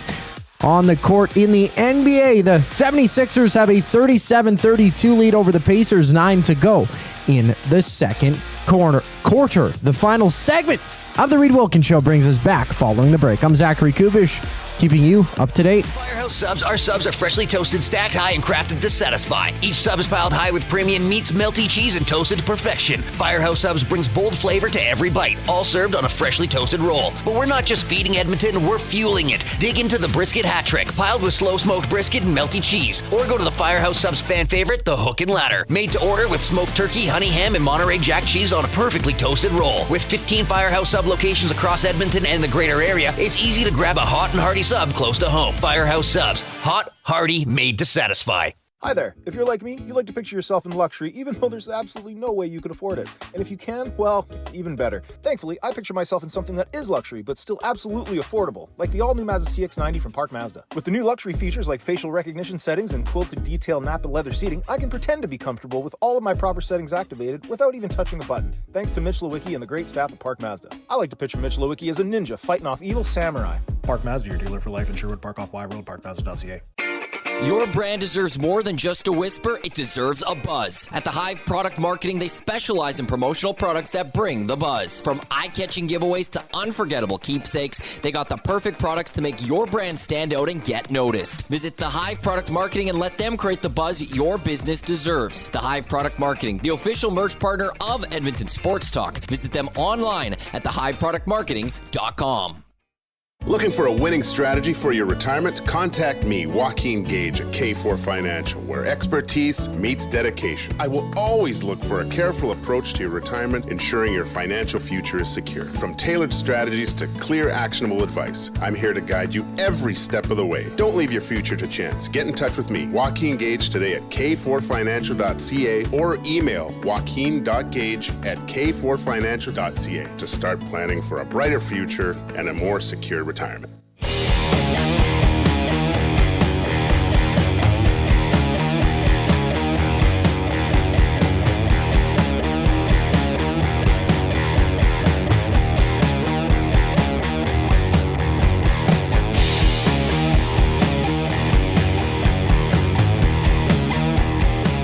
I'll tell you what, Edmonton Sports Talk is presented by Play Alberta. Gaming made easy anytime, anywhere. With Play Alberta, you have a full casino experience right at your fingertips. Play from your phone, tablet, or computer whenever works for you. Download the Play Alberta app today. Get going with it. Play smart, play local, and remember to use your game sense. Is yours still open, or will it be closed now, your play of the day? It should be open till kickoff. It's still listed. Let me just refresh here. Because a lot of times they'll shut them down just before a game, right? It's off. It's off, so we just okay. But what do you have? What do you have? Well, I put Indiana money line and over 46 points. Okay. So we'll see. We shall see what happens. What do these guys got to go to an elevator to get onto the field? Yeah, it looks like Indiana's waiting to use an elevator to get onto the field. Oh, no, it's just a set of double doors. Door. Reid, fun fact. When's the last time the Oilers had back-to-back shutouts in a regular season? When was it? March, April of 2022? No. Well, I know some people, it's happened a couple times, right? Yeah, like the playoffs, but regular season, I don't know if this is accurate, but it happened in December 7th and 8th. Oh, I think it's back-to-back games. Like back-to-back games, like yes. Day after game. Oh, just because there's been back-to-back games, but yes. back-to-back days. Yes. Because there was back-to-back games with different goalies was being thrown around. Yeah, it's December 7th and 8th, 2002. Was that the same goalie, though? No, two different goalies. Do you know who they were for the Oilers? Was Salo? Mm-hmm. Who was the other one? Garon? Am I missing the time frame there? Who else was with Salo? It wouldn't have been... It wasn't Conklin. No. Delorier? Gage? No, it wasn't Gage. Grab a stick of juicy fruit. Oh, Markkanen. Yeah. Yeah, but Skinner and Campbell did it a couple of years ago, but different back-to-back games, but I think it was LA and Anaheim. Right. This, like the presentation or the hype around the college football is... Money. Well, like even that hallway we were walking, they were walking down, there's like dried ice and lasers going off. Like the players would be like, we're not even on the field yet. Yeah. Let's settle down. Oh, boy. It all comes to this. I'm just concerned about them getting their schoolwork done in the second semester. School? The amount of money these kids are making? No school needed. Yeah. You're good. Well, now with the nil and the transfer, they finally embraced it as basically not even like that's the thing. Like Carson Beck, the starting quarterback for the Miami Hurricanes, was the starting quarterback at Georgia last year. Right. Like he just said, I'm leaving. I don't like it here. Like I just hate that. Like it just is so individualized and just driven by hype and dollars and what can you pay me. That's why this Indiana team is different, because this team has been built. Whereas now the nil money though is they're not paid by the school. They're paid. They can now be paid to advertise, basically. Well, part of it is you're paid by the NCAA. Okay, because they're using your name. There's Michael Irvin, number one, honorary captain. Coming onto the field. And who's Indiana's honorary captain? Adewale Ugunleye. Is he Canadian? I butchered that last name. Forgive me. Because wasn't there a Canadian with a name like that played for the Bears? Oh, no, you're thinking... Who am I thinking of? Shoot, I played against him. He played for Manitoba, yeah, didn't he played for Manitoba. That wasn't him. Okay. Oh, wait, now I got to find out who that is. He played for the Bears. The name's on there. He was a massive human being. He eclipsed our offensive lineman. No, these are older ones. Oh, what was his name? Somebody will remember and post it in the chat. This was what, maybe 10, 15 years ago? Israel Adonijah. Adonijah. Yeah. Yes. Israel. Izzy. And was he a Bison? I thought he was a Manitoba Bison. He was a Manitoba Bison. Right. Ugh. Like he looked like a man and a bunch of kids playing. Like that's how big this guy was. You'd have to double, triple team. Really? He was that good? Mm-hmm. All right, let's do our words of the day presented by the Edmonton Public Library. EPL won't tell you what to read, just where to find it. Intellectual freedom is your right to read, watch, and listen and explore ideas without barriers. Learn more about how EPL protects your freedom to read at intellectualfreedom.ca. Okay, first word of the day. Oh, I got to do the intro. The word of the day. Look at me go. I started another I'm sorry. Did I break your concentration? What do they got to say? Let me guess. He just gets himself into quite the situations. Bad luck guy. Find out. English, do you speak it? Does he get the girl? Like, He usually has a love interest in every novel, at least the ones I've read. Okay. Well, there's a female police officer that is reluctantly helping him so far in this one, but I think she's eventually going to welcome him into her life in one capacity. I'm reading. It's Nothing to Lose, and they're fictional, but it's towns in Colorado that are like adjacent called Hope and Despair. Ooh. And the people in Hope are quite nice, but something is brewing in Despair that Reacher does not think smells good. Yeah, so he's got to check that out, whether she's going to help him or not. Are you kidding me? First word of the day, epitome. Epitome.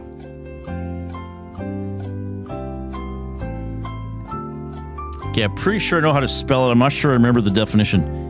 E-P-I-T-O-M-E. Dun, da, da, da. Epitome. Is this something that holds something in common with something else? That's an awful way to put it. No. Okay, then I need a sentence. She looked the epitome of elegance and this is good taste. epitome. This is the embodiment of, the perfect summary of. I thought it was epitome. How do you say it? I thought it was epitome. Oh, did I mispronounce it? I always thought it. No, I thought epitome. Oh, Reid, I may have just totally screwed up. What are we doing? Gosh darn. Did I? We got to go to video review. Where's the NFL situation room? Yeah. What happened? Did I give the wrong word? I gave the wrong pronunciation. Okay, so how do you say it? What an ass. It is epitome? What an ass. Epitome. You were right. I'm gonna request that I be given 2 out of 2. Because I know what epitome means. Okay. Everybody listening, this yeah, epitome sounds like a 50s TV brand. Thanks, Spency 5 Centsy. I'm going to give you 3 out of 2. Well, now that's even more. Because not only did you know it, but you actually corrected my. Well, I don't know if I should get 3 out of 2. 3 out of 2. I think I'd be happy with 2 out of 2. No, 3 out of 2 it is. Epitome. But epitome, it'd be like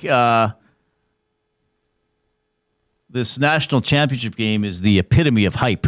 Reid, when I first looked at it, I thought epitome because I just had in my mind epitome ended with an Y. Well, maybe that's what I was thinking too, because I did go along with it. But I would like to request 2 out of 2. 3 out of 2. You got it, champ. All right. Call the dogs off. Second word of the day, ephemeral.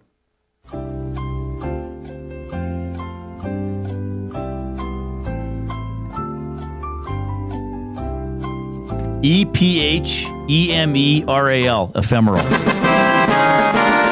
man. I should know what this means. I think ephemeral.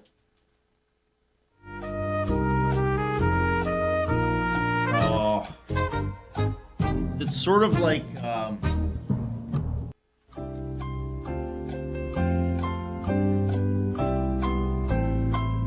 something that is loosely connected to something else? No. Okay. I'd like a sentence, please. The performance was not recorded, a fact that made its ephemeral nature all the more poignant. Oh, almost like hard to grasp. Almost like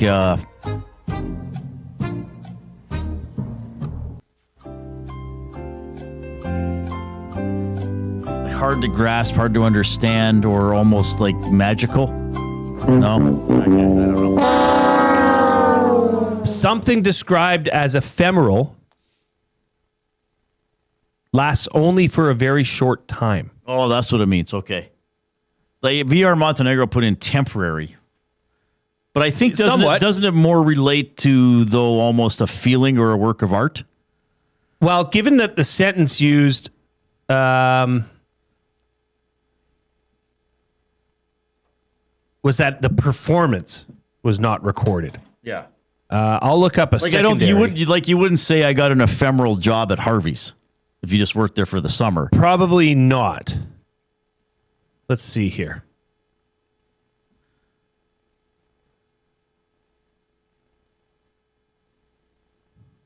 Yeah, lasting for a very short time. Okay. Well, maybe. And it does say an ephemeral plant. Oh, okay. All right. As void. Well, VR gets full points for today. VR and Reid get 5 out of 4. No, actually, that gets you up to a perfect 4 out of 4. Even though I think you're overly generous, but I do appreciate you. Reid.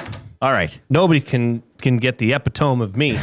we'll preview Oilers Devils tomorrow and have more fun with you. On behalf of Zachary Kubish and the glue guy Jason Milne, I'm Reid. Take care.